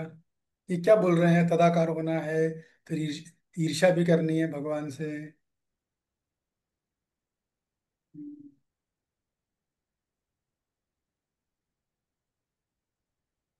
बताइए सोमा जी। हरे कृष्ण प्रभु जी, सादर प्रणाम सभी माता जी, प्रभु जी को सादर प्रणाम। प्रभु जी कोशिश करते हैं। बिल्कुल प्रभु जी कीजिए। इच्छा, हाँ, इच्छा द्वेष के कारण जो है हम भगवान के जैसा जो है वो भोग भोगना चाहते हैं। भगवान जैसे सब कुछ भोगते हैं, मतलब वो तो भोगता राम है, तो वैसे ही हम भगवान से, भगवान की तरह भोग भोगना चाहते हैं, और तब हम कृष्ण से द्वेष करने लगते हैं। ओके, अभी प्रभु आपने भी इसलिए हाथ उठाया कि आप भी कुछ बोलना चाहते हो पहली लाइन के बारे में? क्या बोला जा रहा है?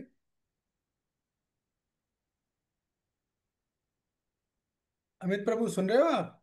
हाँ जी, मैं सुन रहा हूँ प्रभु जी। हाँ, तो आप बोलना चाहते हो क्या इस बारे में? नहीं नहीं नहीं प्रभु जी। ठीक है, ओके फाइन। तो बताइए रंगनारायणी माता जी।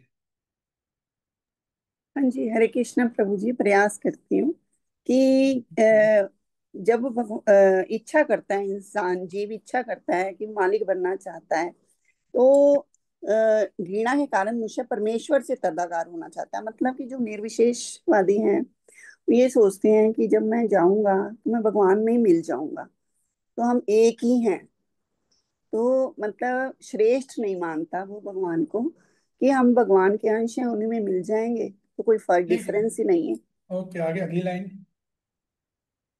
और तो भगवान के रूप में कृष्ण से ईर्ष्या करते हैं, मतलब वो कृष्ण को फिर ईर्ष्या की दृष्टि, मतलब श्रेष्ठ नहीं मानते ना अपने आप को।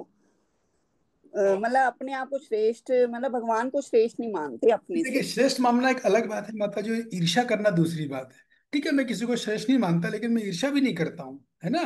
हम्म। वेरी पॉसिबल है एकदम। तो ईर्ष्या वही हो गया ना कि वो मालिक नहीं है, मैं ही मालिक हूँ, मैं ही बनना चाहता हूँ मालिक, कि वो मालिक नहीं है। वो मालिक नहीं है, मैं मालिक हूँ। हाँ। वो मालिक नहीं है, मैं मालिक हूँ। हम्म, मतलब वो श्रेष्ठ नहीं है मेरे से।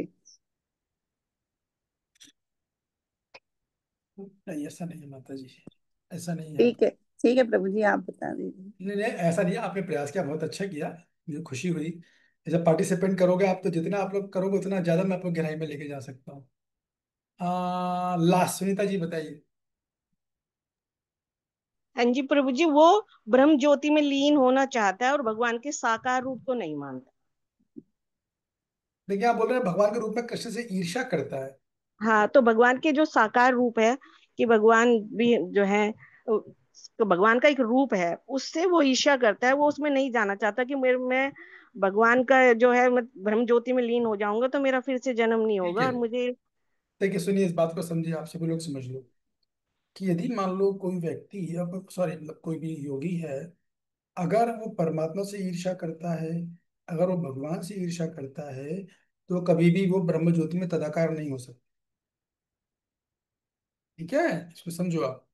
जो ज्ञानवादी होते हैं, जो निराकारवादी होते हैं, उनको अच्छे से पता होता है कि भगवान का एक शाश्वत रूप है, वो परमात्मा रूप में भी है, भगवान रूप में भी है। उनको सब ज्ञान होता है, लेकिन उनका स्वाभाविक आकर्षण जो ब्रह्म ज्योति की तरफ होता है, तो चूंकि उनमें भगवान के प्रति कोई ईर्ष्या नहीं होती है, इसीलिए वो जा पाते हैं।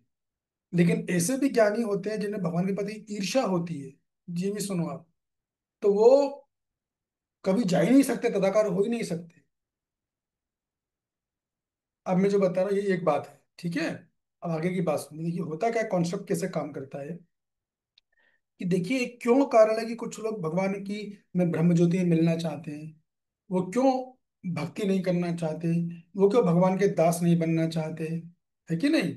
वो ऐसा होता है कि इस संसार में एक सेवा करते करते करते, जब वो दुनिया की सेवा करते हैं, घर की, परिवार की, सब जगह की सेवा कर लेते हैं, उन्हें पता चलता है कि अरे भगवान, तो उन्हें बड़ा कष्ट तकलीफ होता है, क्योंकि हर जगह जिसकी सेवा करते हैं उससे उनको बड़े कटु कटु तीखे अनुभव हुए हैं। जिनकी उन्होंने सेवा करी वो उनकी गर्दन काटने खड़ा हुआ है।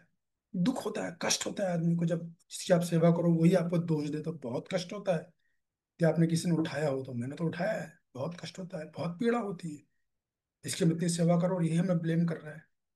तो होता क्या है, ऐसे में फिर लोगों का, कुछ लोगों का अनुभव बड़ा कटु हो जाता है। तो वो क्या सोचते हैं, मुझे सेवा नहीं करनी है।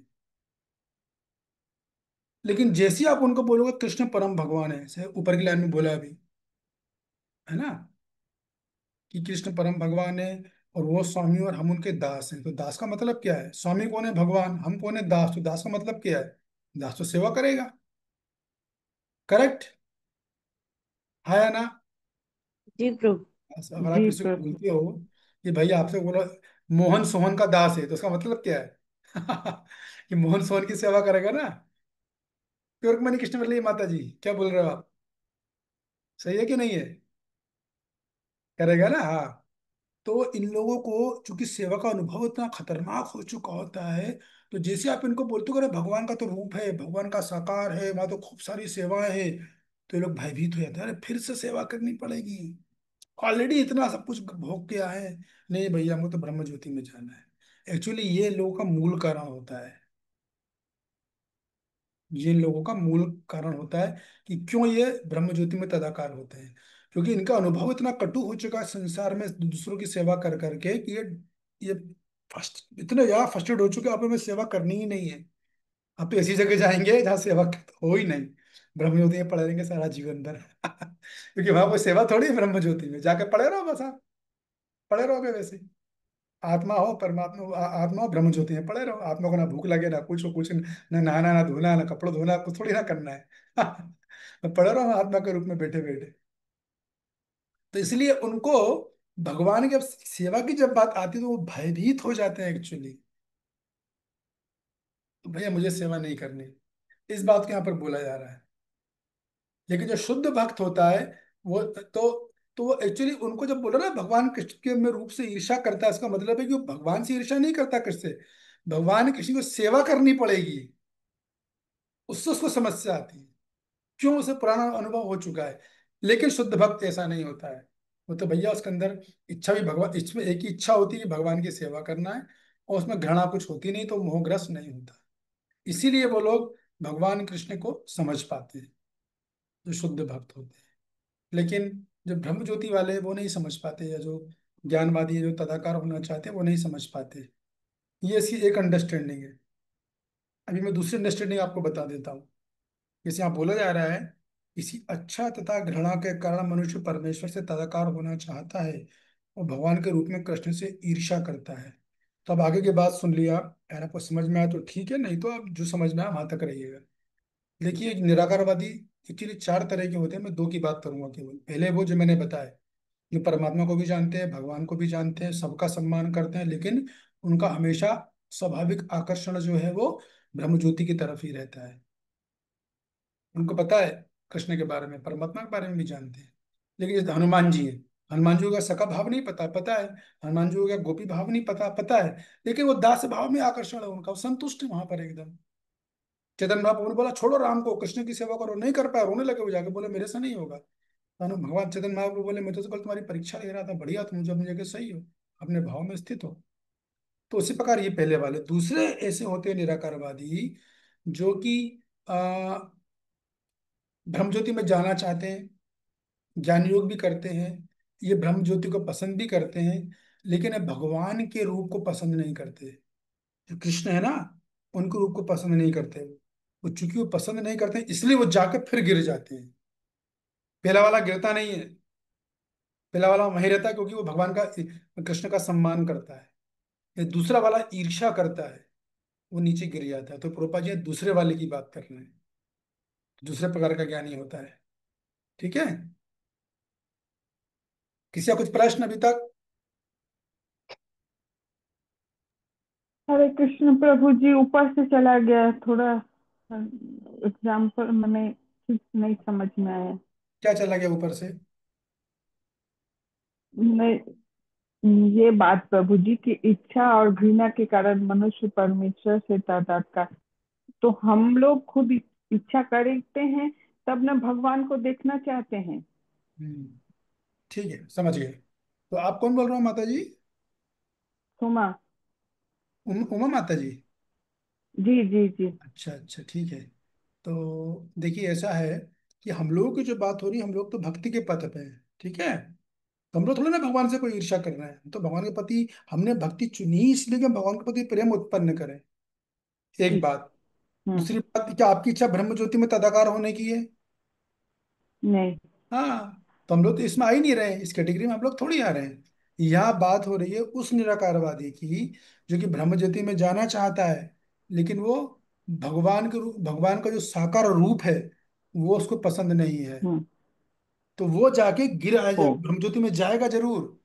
वो भागवतम में हम्म। श्लोक है, इंदिरे वन्नाक्ष विमुक्ष मानिना पतंती अधा। तो वो इस ज्ञानी की बात कर रहे हैं यहाँ पर, कि वो जाता है और वो गिर जाता है। लेकिन जो ग्रहण नहीं करता वो टिक जाता है मजा के परमानेंटली, ऐसा होता अच्छा। है। समझ गए? जी जी प्रभु। Okay. Hare Krishna. Okay, thank you प्रभु। ओके, हरे कृष्णा। या शांति जानकी माता जी? हरे कृष्णा प्रभु जी, दंड प्रणाम प्रभु जी। थैंक ये यू। आपने जैसे बताया कि सेवा से मोह हो जाता है, तो हम्म। प्रभु जी फिर इसका क्या हल है? वैसे हो जाता है हमें तो, जैसे प्रसादम सेवा में हमें, हम सोचते हैं कि यही सेवा हमें मिलनी चाहिए, तो बहुत ऐसे बढ़िया आपने, पहले तो मैं आपकी मैं प्रशंसा करूंगा कि आप में हिम्मत है बोलने की। तो जो आप सब लोगों के सामने बोल रहे हो ना, इसका मतलब ही आप इस बात को मान लो कि आपका 50% मोह तो भगवान ने वैसे ही खत्म कर दिया, तुरंत। 50% तो वही खत्म हो गए। यस। जैसे ही हम बोलते हैं, छुपाने में आदमी फंसता है, भगवान को तो सब पता है। और देखो भगवान के सामने बोलना बड़ा आसान है, लेकिन भक्तों के सामने मुश्किल हो जाती है। तो आप तो 50% तो वैसे ही कॉन्कर हो गए, तो आपका टेंशन वही खत्म। अब रही बात कि हम उस सेवा से आसक्त में क्या करना चाहिए, तो हमको हमेशा इस बात से आसक्त होना चाहिए कि मुझे भगवान की सेवा मिले बस। कहीं मिले, कैसे भी मिले, घर के अंदर, घर के बाहर, वो दिन में भी, रात में भी, सुबह भी, शाम में भी, जो हिरण्यकश्यप ने वरदान मांगा था ना, उस तरह का वैसा वर्षा है। हम किसी सेवा के एस्पेक्ट से आसक्त नहीं होना चाहिए कि मेरे को यही सेवा चाहिए, मेरे को प्रसादम सेवा ही करना है, या मेरे को बुक वितरण ही करना है, या मेरे को कोई भी सेवा, वो अगर हम करेंगे हम अटकेंगे फिर। और फिर क्या होगा, वो सेवा आज ही तो कल जाएगी ही जाएगी, तब बहुत दुख होगा, फिर द्वेष उत्पन्न हो जाएगा, हम्म। है ना। अब तो प्रभु जी यही रख के जाते हैं, मतलब जैसे भाव तो यही होता है, बट वहां जाके थोड़ा सा ऐसे मन में आ जाता है कि ये सेवा मुझे मिले तो ठीक है। हम्म। तो ऐसा कुछ तो आप मतलब अपना क्यों होता है अपने कि आप को अपने आप को आपको प्रिपेयर करना होगा कि ठीक है, सेवा मिले, नहीं मिले तो भी कोई दिक्कत नहीं, वो दूसरी सेवा के लिए भी तैयार हूं। एक दूसरा, भगवान से प्रार्थना करके जाइए, भगवान वो सेवा में मेरे को आसक्ति लग रही, वो सेवा मुझे मत दिलवाइए। फिर देखो आप चमत्कार, भगवान वो सेवा से मैं आसक्त हूँ, यदि आपको लग रहा है कि मेरी आसक्ति गलत है, तो मुझे आप वो सेवा मत दिलवाइए। समझ रहे हो। ठीक है प्रभु जी, ऐसे प्रार्थना करो आप। ठीक है प्रभु यदि आपको लग रहा है कि मेरी ये अटैचमेंट है, भौतिक आसक्ति है, तो आप जी। कृपया ऐसा कुछ करो कि वो सेवा मुझे मत दिलवाओ, तो आपको रिस्पॉन्स मिलेगा भगवान का फिर। बिल्कुल और कौन, ठीक। यस नैना कृष्णा जी बोलिए। सु सुनैना, यस बोलिए। हरे कृष्ण प्रभु जी, प्रणाम। प्रभु जी, हाँ। आपने तो बोला कि जैसे कि मेरा क्वेश्चन ये है कि हम तो संसार में है, इसका मतलब यही है कि हम भगवान से द्वेष किए हुए तब भी हम संसार में आए हैं, तो हम एक्चुअल में किस कैटेगरी में जा रहे हैं, कि पहले वाला कि सेकंड वाला, कि अदर कुछ है इसकी वजह, क्या आप। तो देखिए, ये एग्जांपल मैं नहीं दे रहा, प्रोपात जी एग्जांपल देते हैं कि मान लो एक लड़की है, छोटी बच्ची, मान लो सपोज करो वो 2 या 3 साल की, ठीक है। उसका नाम मान लो प्रीति है, छोटी सी बच्ची है, बालिका एकदम। तो छोटी बच्चे बच्चे तो कई बार नेकेड रहते हैं, घर में घूमते हैं, अपना मम्मी के काम में लगी है, पापा कहीं गए तो नेकेड रहते हैं। तो चूंकि वो बचपन में नेकेड थी, तो प्रभुपाद जी बोलते जब वो बड़ी हो जाएगी, मान लो 18 साल की होगी, तो भी कौन वो नेकेड में रहेगी क्या? नहीं रहेगी। करेक्ट। तो ठीक है, हम घृणा के कारण फंस गए, कि अब तो हम प्रेम की तरफ बढ़ रहे हैं ना। अब तो हम जो भक्ति कर रहे हैं, क्यों हम इतनी तपस्या कर रहे हैं, क्यों शास्त्र अध्ययन कर रहे हैं, क्यों माला का जाप कर रहे हैं, क्यों गीता पढ़ रहे हैं, इतनी गहराई से अध्ययन कर रहे हैं, इतनी एक एक लाइन को खोल खोल के क्यों पढ़ा जा रहा है। चाचा तो मैं 8 श्लोक कर सकता था, मैं तो धाड़ धाड़ कर देता अभी। क्यों हम पढ़ रहे हैं? इसीलिए कि हमारी जो नफरत है, जो घृणा है, वो ऐसा करने से बहुत तेजी से खत्म होती है। तेजी से भगवान की तरफ आसक्ति बढ़ती है, श्रद्धा बढ़ती है, भक्तों से प्रेम बढ़ता है, भगवान से प्रेम बढ़ता है, प्रभुपाद जी से प्रेम बढ़ता है, आचार्यों से प्रेम बढ़ता है। तो वो तो हमेशा गहन अध्ययन कर रहे हैं, तो क्यों करते हैं हम? अगर वैसे नहीं करके आप करोगे तो आपको ज्ञान तो मिल जाएगा, लेकिन आपकी श्रद्धा नहीं बढ़ेगी। मतलब मैं 8 श्लोक करा दूं, श्रद्धा थोड़ी बढ़ेगी। अभी मैं इसमें एक दो कल का सेशन और ले सकता हूँ, इसमें इतना बोलने को है, बहुत इंपॉर्टेंट श्लोक है ये। लेकिन फिर भी मैंने काफी कुछ बोल ही दिया, गहरा गहरा। समझ गए आप बात को? जी प्रभु जी। उत्तर मिल गया आपको ना? जी प्रभु। ठीक है, ओके। और कौन है? अनादि राधिका माता जी बोलिए, आपका क्या प्रश्न है? हरे कृष्ण प्रभु जी, दोनों प्रणाम। प्रभु हम्म, जी, जैसे आपने बताया कि सेवा से आसक्ति, क्या ये भी एक सेवा से आसक्ति का रूप है कि हम ये सोचें कि ये सेवा इसी तरह ही होनी चाहिए? यस, बिल्कुल 100% है। ना सेवा से आसक्त होना चाहिए, ना सेवा करने के तरीके से आसक्त होना चाहिए। ऐसा करेंगे तो द्वेष उत्पन्न हो जाएगा, दूसरा सेवा करेगा ना, तो वो भी अच्छी सेवा थोड़ी करेगा। उसका अपना अलग माइंड सेट, उसकी अलग शारीरिक क्षमता, उसकी अपनी अलग मानसिक क्षमता है। फिर हमें द्वेष उत्पन्न होगा, फिर हम तुलना करेंगे। ये सेवा ठीक नहीं करता है, हमेशा सेवा बिगाड़ देता है, मन में की आती बार सुनते ही नहीं है, ये सब हो जाएगा। तो सेवा से कभी आसे, हमें हमें सेवा करने का जो कंसेप्ट है, कि मुझे सेवा चाहिए चाहे जो सेवा मिल जाए। भगवान कृष्ण को देखो ना आप, भगवान कृष्णा ने ब्राह्मण बन के पूरी भगवत गीता का ज्ञान दिया कि नहीं दिया? जी। बोलिए। जी तो प्रभु वही जी। भगवान कृष्ण ने शूद्र का भी काम किया, चप्पल उठाए, जूते उठाए, जी। दिया, किया कि नहीं किया? जी प्रभु जी। वही भगवान ने क्षत्रिय का भी काम किया, कंस को मारा, किया कि नहीं किया? की है प्रभु जी। भगवान को क्या दर्शाना चाह रहे हैं? किसी से आसक्त मत हो, सेवा करने से आसक्त हो। सेवा कौन सी सेवा मिलेगी, कब मिलेगी, तरीके से उसमें मत फंसो। हाँ, जो सेवा करते हैं वो सब अच्छे से करने का प्रयास करते हैं, लेकिन अटैच नहीं होते। जी। ठीक है नहीं? जी प्रभु जी। ओके, और कौन था? हो गया, सब निपट गए? और कौन रह गया? अभी प्रभु, आपका भी कोई प्रश्न है? बोलिए। नहीं प्रभु जी, मेरा कोई प्रश्न नहीं है। हाँ, तो अपना हाथ हटा लो फिर आप। अच्छा अच्छा। आपका हाथ दिख रहा है ना मेरे को, अब दो लोग हाथ दिख रहे अच्छा हैं। अच्छा। रंगनारायणी माता जी बताइए। प्रभु जी, मेरा भी इसी से रिलेटेड ही था, सेवा से रिलेटेड, जी कि जी। जैसे फिक्स कर हो जाती है सेवा कि आपने ये फ्लावर सेवा है, जैसे ये आपने ही करनी है ना। अब हम्म। जैसे कई बार हम लेट भी हो जाए तो माता जी भी कहेंगे कि वो गौर निताई की सेवा आपकी पड़ी है, आके कर लो, है ना। हम्म। और हमें भी लगता है कि मैं भी जैसे लेट जाना है कॉल कर देती हूँ कि मेरी गौर निताई वाली सेवा मत देना किसी को भी, हाँ वो मैं आके करूंगी। तो फिर ये भी हाँ, आ सकती है। 100%, 101% है। आपको नहीं, फिर देखो, दूसरी सेवा तो हमें मिलेगी नहीं, क्योंकि सबकी फिक्स होती है कि इसकी ये सेवा, इसकी ये सेवा, नहीं इसकी ऐसा ये नहीं है सेवा। माता जी, आप बात को समझिए। हाँ। हमारा कर्तव्य क्या है? हमें खुद जाके बोलना चाहिए अथॉरिटी से, जो भी हो, कि देखिए हम्म, माता जी, ऐसा लग रहा है मेरे को कि मैं इस सेवा से आसक्त हो रही हूँ, तो आप मुझे हम्म, कोई और सेवा दीजिए कुछ समय के लिए। और फिर अगर वो मना करती है, मालूम नहीं मना, फिर आपका कोई रिस्क नहीं है। फिर रिस्क उनका हो जाएगा। अगर वो समझदार होंगे, वो मेच्योर हम्म, होंगे, तुरंत सेवा चेंज करेंगे, उसे टाइम करेंगे, नहीं तो पता वो फंस जाएंगे। और वो नहीं करते हैं तो आप सेफ हो एकदम। लेकिन आपको बोलना जरूरी है। अगर आपको अटैचमेंट आ रहा था, आप बोलिए कि मेरे को सेवा से कोई दूसरी सेवा दीजिए, मैं सेवा से आसक्त नहीं हूँ, मैं इस पर्टिकुलर सेवा के तरीके से अटैचमेंट मेरे को डेवलप हो रहा है। अच्छा देश समुत्थेना, ना, तो आप कृपा करके मेरी सेवा चेंज करें। और फिर वो नहीं करते तो फिर आप पे कुछ भी अटैचमेंट का नुकसान नहीं आएगा, फिर उन पे आएगा जो नहीं ले रहे हैं। या वो कुछ समय देंगे आपको कि ठीक है, हम व्यवस्था करते देखते, तो वो वैलिड, वेटिंग पीरियड चलता है। ठीक है। ठीक है प्रभु जी, बट मिलेगी नहीं ना कोई। राधा रानी वाले फिक्स हैं, कृष्ण जी वाले फिक्स हैं, रमेश्वरी माता जी भी जानती यही हैं। तो दिक्कत है। आप ये कोई सब, हाथ हाथ का बना रहा है उसका नहीं फिक्स है, नहीं, कोई वो मैं सब मूर्ति समझ बना गया। रहा है उसकी वो मैं, फिक्स आप है। मेरी बात सुनिए। हाँ जी। देखिए, आपको ये स्वीकार करना और बोलना आवश्यक है। ठीक है जी। भली ना मिले, अच्छा। आपको लग रहा है नहीं मिले ना, ये भी एक विचार से आ सकती है। आप जाके प्रार्थना करो।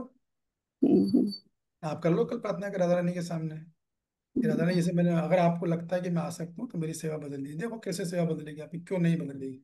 बिल्कुल मिलेगी। आप सोच भी नहीं पाओगी, सोचा भी नहीं होगा कि ऐसा भी हो सकता है। बता रहा हूँ मैं आपको।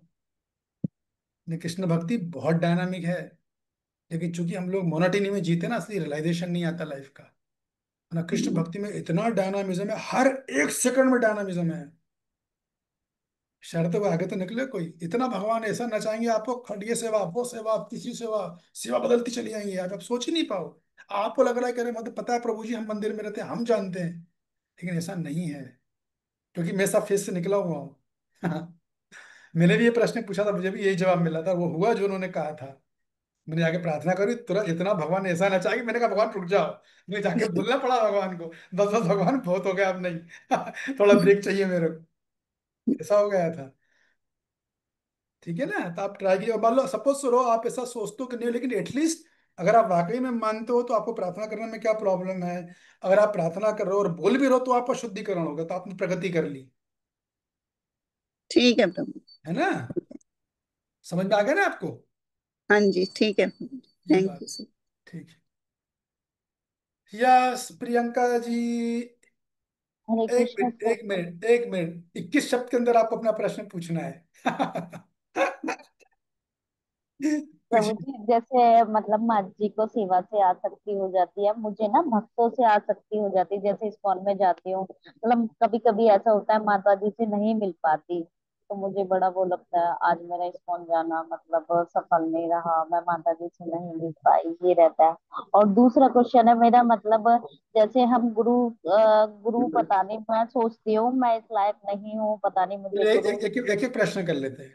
तो आपका जो प्रश्न है कि भक्तों से आसक्ति वाली, देखिए ये भी बहुत खतरनाक है। तो इसको ठीक से समझिए। हमको भक्तों को जो अच्छे गुण होते हैं ना, उनका कोई नॉलेज है, उनके अच्छे गुण है, उससे उसके प्रति आकर्षण होना चाहिए हमारा। लेकिन पर्टिकुलरली बॉडी के प्रति नहीं होना चाहिए। ठीक है। क्योंकि जैसे जैसे आप भक्ति में आगे बढ़ोगे तो भक्तों के बहुत से बहुत भगवान आदमी किसी भक्त के संग में रखेंगे, परसों ही दूसरे भक्त के संग में रखेंगे, तो एक दरवाजा बंद होगा, अगला दरवाजा खुलेगा, फिर भगवान उससे एडवांस भक्त देंगे हमको। तो देखिए आप गलत नहीं हुए, मैं सोचा आप गलत, शुरू शुरू में ऐसा होता है, हमारे साथ भी ऐसा हुआ, सबके साथ ऐसा होता है। शुरू शुरू में हम लोग जाते हैं, लोग हमें मिलते हैं, वो हमारी केयर करते हैं, तो हमारा अटैचमेंट जो होता है वो मटेरियल होता है। और वो स्पिरिचुअल है तब तो कोई प्रॉब्लम नहीं है। जो आसक्ति वो आध्यात्मिक है तो सही जा रहे हो आप। लेकिन वो शुरू में आसक्ति भौतिक ही होती है, तो उस आसक्ति पे हमें काम करना चाहिए। ठीक है। तो वो पता कैसे चलता है? अब पता, आपका प्रश्न ये होना चाहिए कैसे पता चलेगा भौतिक हो कि आध्यात्मिक है। अगर मान लो आप उससे आध्यात्मिक रूप से आसक्त हो उन भक्त से आप, तो वो जो कहेंगे आपका ध्यान वहां रहेगा, उसे करने में रहेगा, उसे करने की कोशिश की जाएगी। उससे पता चलता है कितना स्पिरिचुअल अटैचमेंट है। और अगर भौतिक होंगे तो जो कहेंगे उतना ध्यान नहीं रहेगा, हमारे पास तीसरी चीज चलेगी माइंड में। ऐसा होगा जैसे मान लो कि, पर वो गलत नहीं, शुरू शुरू में ऐसा होता है, गलत नहीं है कुछ भी इसमें, शुरू शुरू में ऐसा होता है, वो रहता ही है। लेकिन जैसे भक्ति प्रगति करते हैं, नाम जप करेंगे, क्लासेस सुनेंगे, गीता को सुनोगे, आप रेगुलरली आते रहोगे, समझते रहोगे, तो फिर आप उस झोन से बाहर आ जाओ, फिर आपको दूसरी दुनिया दिखेगी इन्हीं आंखों से। ठीक है। दूसरा प्रश्न। और प्रभु जी मुझे ऐसा भी लगता है कि मैं गुरु के लायक नहीं हूँ, मैंने इतने सारे पाप कर रखे हैं, इतना सारा सब कुछ कर रखा है। और मतलब मुझे ये गीता वगैरह भी, मतलब आप पढ़ाते हो, बहुत अच्छे से पढ़ाते हो, सब समझ जाते हैं, बट मैं नहीं अच्छे से समझ पाती, बट प्रयास कर रही हूँ। मुझे ऐसा लगता है मेरे में बुद्धि तो ठीक है है, ही बस समझ गया मैं। नहीं। अब आप मेरे एक प्रश्न का उत्तर दीजिए कि मान लो आप ये स्विमिंग पूल में जाओ और वहां पे 10 साल से आदमी स्विमिंग पूल कर रहा है, और आप पहले दिन गए हो, तो आप क्या सोच रहे हो, आप पहले दिन जाकर उनकी बराबरी कर लोगे? नहीं प्रभु जी। फिर तो आपको ये उनको देख के प्रेरणा लेनी चाहिए और अपना स्तर समझना चाहिए कि अभी मैं पीछे हूँ लेकिन धीरे धीरे मैं भी आ जाऊंगी। ये सही विजन है। ठीक है ना? ना नर्वस होना है ना अति उत्साहित होना है। ठीक है, वो अपनी जगह है, आदरणीय है, सम्मान है उनका पूरा, लेकिन अभी मैं तो नई नई हूँ, तो मेरे को समय लगेगा थोड़ा, उनको भी 10 साल लगेंगे, मुझे भी टाइम लगेगा। तो ऐसा नहीं सोचना चाहिए कि हम उनकी तरफ तुरंत, वो कभी नहीं होगा, वो तो सब कृष्णा के हाथ में रहता है। टोटल खेल भक्ति में प्रगति होती है, मैंने एक बार बताया था, जितना आपका जिनसे आप मार्गदर्शन लेते हो, जो भी आपके साधु हैं, उन पर कभी कितना रिस्पेक्ट और ग्रेटिट्यूड के हिसाब से प्रगति होती है। हमेशा भक्ति प्रगति इसी हिसाब से ही होती है, दूसरा कोई मापदंड नहीं है उसका। नॉलेज भी आप उस हिसाब से लोगे जिस हिसाब से रिस्पेक्ट और ग्रेटिट्यूड होगा। और वो ग्रेटिट्यूड बातों में नहीं, व्यवहार में आना चाहिए, वो दिख जाता है, ऑटोमेटिक निकल जाता है। समझ गए? ओके। जय श्री माता जी। हरे कृष्णा प्रभु जी, आपको सादर प्रणाम। यस प्रभु जी, मैम। हमारा जो जनरल कंसेप्शन ये होता है कि घर की सेवा को हम घर का काम बोलते हैं, सब लेडीज, अरे घर में बहुत काम है, बहुत ये है, वो गेस्ट आ गई है। लेकिन अगर बाहर जाके सेवा करते हैं तो उसको इम्पोर्टेंस देते हैं कि भाई वहां जाके हम बर्तन मांजाएं, घर में बर्तन मांजने पड़े तो भैया ये तो आज काम वाली नहीं आई, तो ये जनरल एक हम लेडीज का। तो घर में अगर कृष्णा जी हैं, उनको सेंटर है, तो क्या घर से बाहर निकल के काम करने से भाव ज्यादा होगा, या करनी चाहिए बाहर, या घर की सेवा कोई भगवत सेवा, क्योंकि एनर्जी अब लिमिटेड है फिजिकल। हाँ हाँ, देखिए माता जी, ये जो प्रश्न है आपका बहुत अच्छा प्रश्न है। तो ये कंसेप्शन जो आप जो बोल रहे हो सरासर गलत है एकदम। ऐसा कभी नहीं होता। मतलब ये नए नए लोगों के साथ होता है, जो नए नए लोग होते हैं ना।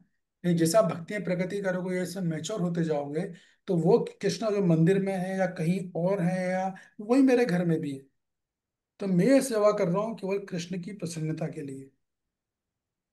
तब ये भाव आपको हमारे मन में नहीं आएगा कि मैं भगवान के बर्तन धोने में बोर लग रहा है, कृष्ण को सुख देना है मेरे को।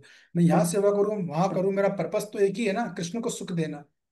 तो वो बोल रहा है ना, क्या नाम है, भक्ति विनोद ठाकुर, आप मुझे गलिया कुत्ता बनाओ, कीड़ा बनाओ, स्वर्ग में डालो, नरक में डाल दो, जहां डालना डालो, मेरे को क्या फर्क पड़ना है भाई। मुझे तो आपकी सेवा करनी, क्योंकि मुझे तो आपको सुख देना है। तो जब ये यस। भावना होती है कि मुझे तो केवल भगवान को सुख देना है, तब इससे कोई फर्क नहीं पड़ता। लेकिन जब ये भावना होती है, वो शुरू शुरू में नए में जो लोग होते हैं उनको होता है कि उनको क्या लगता है कि भगवान को सुख वहीं मिलेगा, एक्चुअली वो सुख उनको नहीं, सुख उनको मिल रहा है। भगवान को जी। सुख में बड़ा डीप पॉइंट है, आप जो बोल रहे हो ना बहुत सटल पॉइंट है। देखिए भक्ति में भी हम भक्ति कर रहे हैं, जरूर कर रहे हैं, मैं आपको खोल के बताता हूँ, लेकिन उसमें भी सूक्ष्म इंद्रिय तृप्ति रहती है। जब सूक्ष्म इंद्रिय जी। तृप्ति रहेगी ना, तब ये फीलिंग आएगी जो आप बोल रहे हो। जी। लेकिन सूक्ष्म तृप्ति अगर नहीं है, अगर आप भगवान को भगवान एब्सोल्यूट प्लेटफॉर्म पे देख रहे हैं, फिर वही आनंद आएगा जो बाहर आता है, वही घर में आएगा। और वो आना भी चाहिए। वैसे भी बुद्धिमान आदमी समझता है कि आज भी तो कल हाथ पर अभी चल रहे हैं, कब तक चलेंगे, एक दिन तो मुझे घर में ही जी बैठना है। नहीं जी करें प्रभु जी। तो बुढ़ापा तो सर पे दरवाजे पे खड़ा हुआ है, तब क्या करोगे आप? अगर आपने आपको तैयार नहीं किया, आपने आपको माइंड को अच्छे से अध्ययन नहीं किया, प्रिपेयर नहीं किया है, गंभीर बीमारी कभी कभी भक्तों को हो जाती है, तब क्या करोगे? तब कोई नहीं आने वाला आपका, सारा इल्यूजन दूर हो जाएगा। टोटल इल्यूजन, आपको एक्चुअल दुनिया दिखेगी तब, जब कष्ट आएगा, जब भगवान दिखाएंगे तब समझ में आएगा। एक्चुअली इससे पहले कुछ समझ में नहीं आने वाला। तो आप दोनों काम करना चाहिए, आपको जहां अच्छा लग रहा है वहां भी करें, साथ में अपने आप को भी तैयार करो कि वो दिन आएगा जब मुझे अकेले ही रहना है। एक्चुअली भक्ति गहराई से रस वही उठा सकता है जो इस बात को समझ चुका है कि इस दुनिया में कृष्ण के अलावा मेरा कोई है ही नहीं, कोई नहीं मेरा है। बाकी सब अपने सेवक है, मुझे उनकी सेवा करनी जहां जैसी मिल जाती है। अपने केवल कृष्ण है और वही काम आएंगे। संसार हमेशा साथ में रहता है, वो मुसीबत के समय भाग जाता है। कृष्ण हमेशा साथ में नहीं रहते, हमेशा मुसीबत के समय ही काम आते हैं।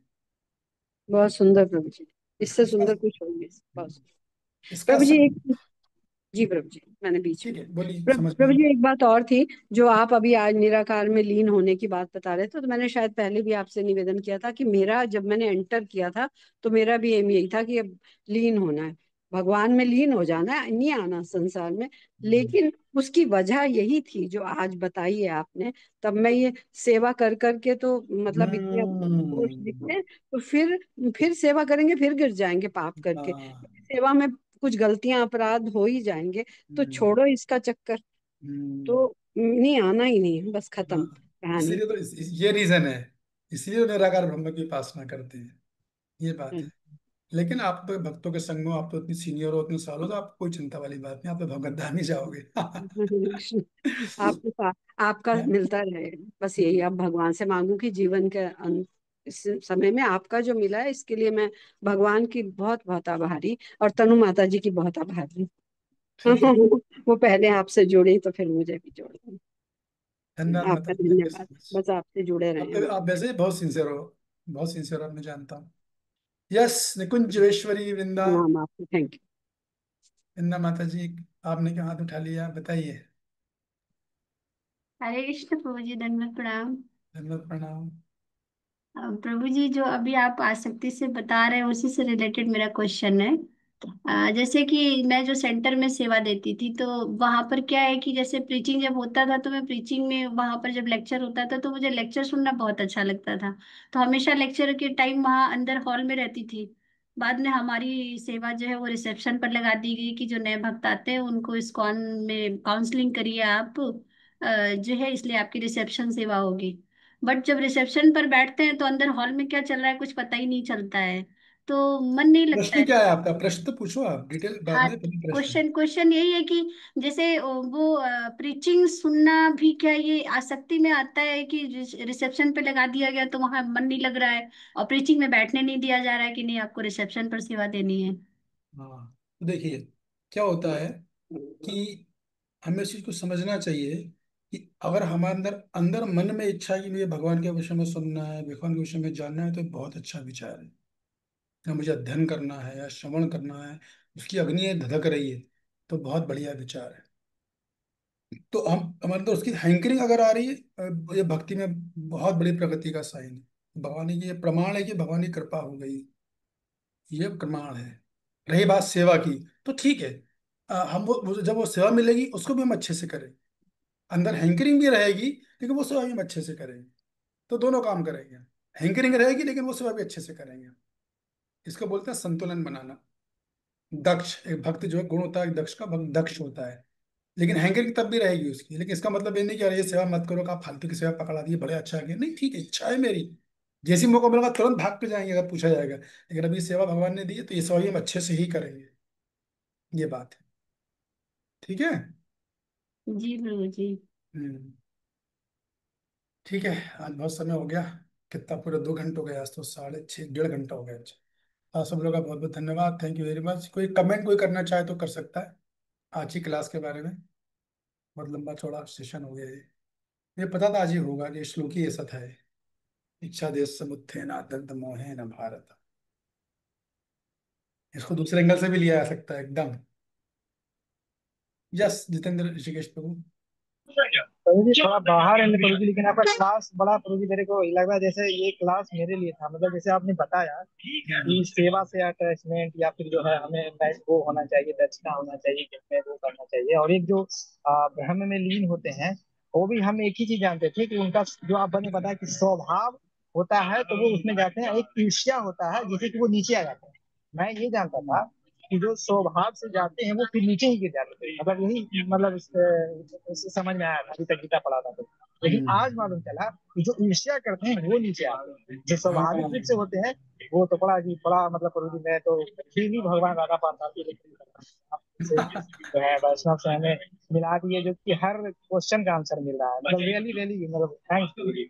मेरे पास शब्द नहीं है बोलने के लिए, तो मैं बहुत सारी चीजें फील कर, लेकिन बाहर हूँ थोड़ा। लेकिन मैं यही बोलूंगा भगवान से कि आप जैसे लोगों से वैष्णव से मुझे सुनने को मिल रहा है, मेरे को बहुत अच्छा लगा। लाइफ में छोटी छोटी चीजों को जो है ना मतलब वो सोल्व हो जाए। भगवान को मतलब thanks बोलता हूं आपके पास। सारा श्रेय, बड़ा सारा मतलब श्रेय, अमेजिंग लग रहा है मुझे। सारा श्रेय अपने आचार्यों का है। हम तो बस उनसे लाके आपको दे देते हैं। आपके अच्छे स्वास्थ्य के लिए मैं कामना करूंगा। मेरी बहुत बहुत मतलब आज को मतलब की जाए मतलब अमेजिंग एक्सपीरियंस। धन्यवाद, थैंक यू वेरी मच। हरे कृष्ण। अरे विद्यानगर विठल पदराज जी, आज आप जाने नहीं दोगे क्या? बोलिए। हरे कृष्ण प्रभु जी, दंडवत प्रणाम। प्रणाम। बस आपका क्लास सुनने का तो बहुत दिल अच्छी होते है कि सुनते ही रह जाए। हम्म। कस्टमर भी बीच में आते हैं तो ऐसा होता है कि नहीं आए तो अच्छा, लेकिन चलते ही आते रहते हैं वो टाइम होता है ऐसा। कस्टमर का टाइम देता है मेरे शॉप में। लेकिन अच्छा क्या है, बोला? मुझे सेवा का जो आपने सेवा बोला, सेवा भी मैं बहुत करता हूँ। सेवा के लिए मुझे ही चुनता है सब लोग। मंदिर में जो भी प्रसाद का वितरण करो, ये करो, वो सब करो ना, तो मुझे ही चुनते हैं मतलब। हम्म। तो आप ही बेचो बस, दूसरे को नहीं। तुम आप ही खड़े रहोगे तो अभी जन्माष्टमी में पूरा दिन, पूरा 36 घंटा बिना सोए में काम किया। तो अब आप प्रश्न है कि जन्माष्टमी आप बोलना क्या चाह रहे हो अभी? मतलब आपने सेवा का बोला ना, जैसे कि आप सेवा करते हैं, उसके मतलब तो सेवा करने से अभी समझो उसके आगे बढ़ना है तो उसके लिए और कुछ करना चाहिए। आगे बढ़ना केवल एक तरीका है, केवल हाँ एक। जो हाँ जितनी भी सेवाएं हैं, जितनी भी सारी अनंत कोटि सेवाएं मंदिर में या कहीं घर में जहाँ पर भी होती हैं, उनका हाँ केवल एक लक्ष्य है, वासुदेव कथा रुचि। हाँ हाँ। भगवान की कथा में रुचि आनी चाहिए। अगर वो आ वो तो गई है। आपकी तो सेवा सफल हो गई। आगे थोड़ी थोड़ी सेवा मिलते हैं, समय तुलसी आरती ये सब, टेंट लगाना वो सब करता हूँ, आस्ते आस्ते करते जाता हूँ। जैसे मुझे सेवा मिलता है मैं करता हूँ, किसको ना ही बढ़िया, नहीं अच्छा बोलता है, हूँ। ठीक है। करते रहिए, अपने आप को डिटैच भी रखिए। थोड़ा आपके भगवान से प्रार्थना करेंगे तो भगवान सब कर देंगे, आप चिंता मत करो। होता है, भगवान करते ही है। जैसे बोलेंगे कि आपने को आगे बढ़ना है तो बढ़ना है, आप प्रार्थना करेंगे तो होता है, ऐसा नहीं है। लेकिन आज बोलने का दिल हुआ तो मैं बोला आपको। है ना? ठीक है। हरे कृष्ण।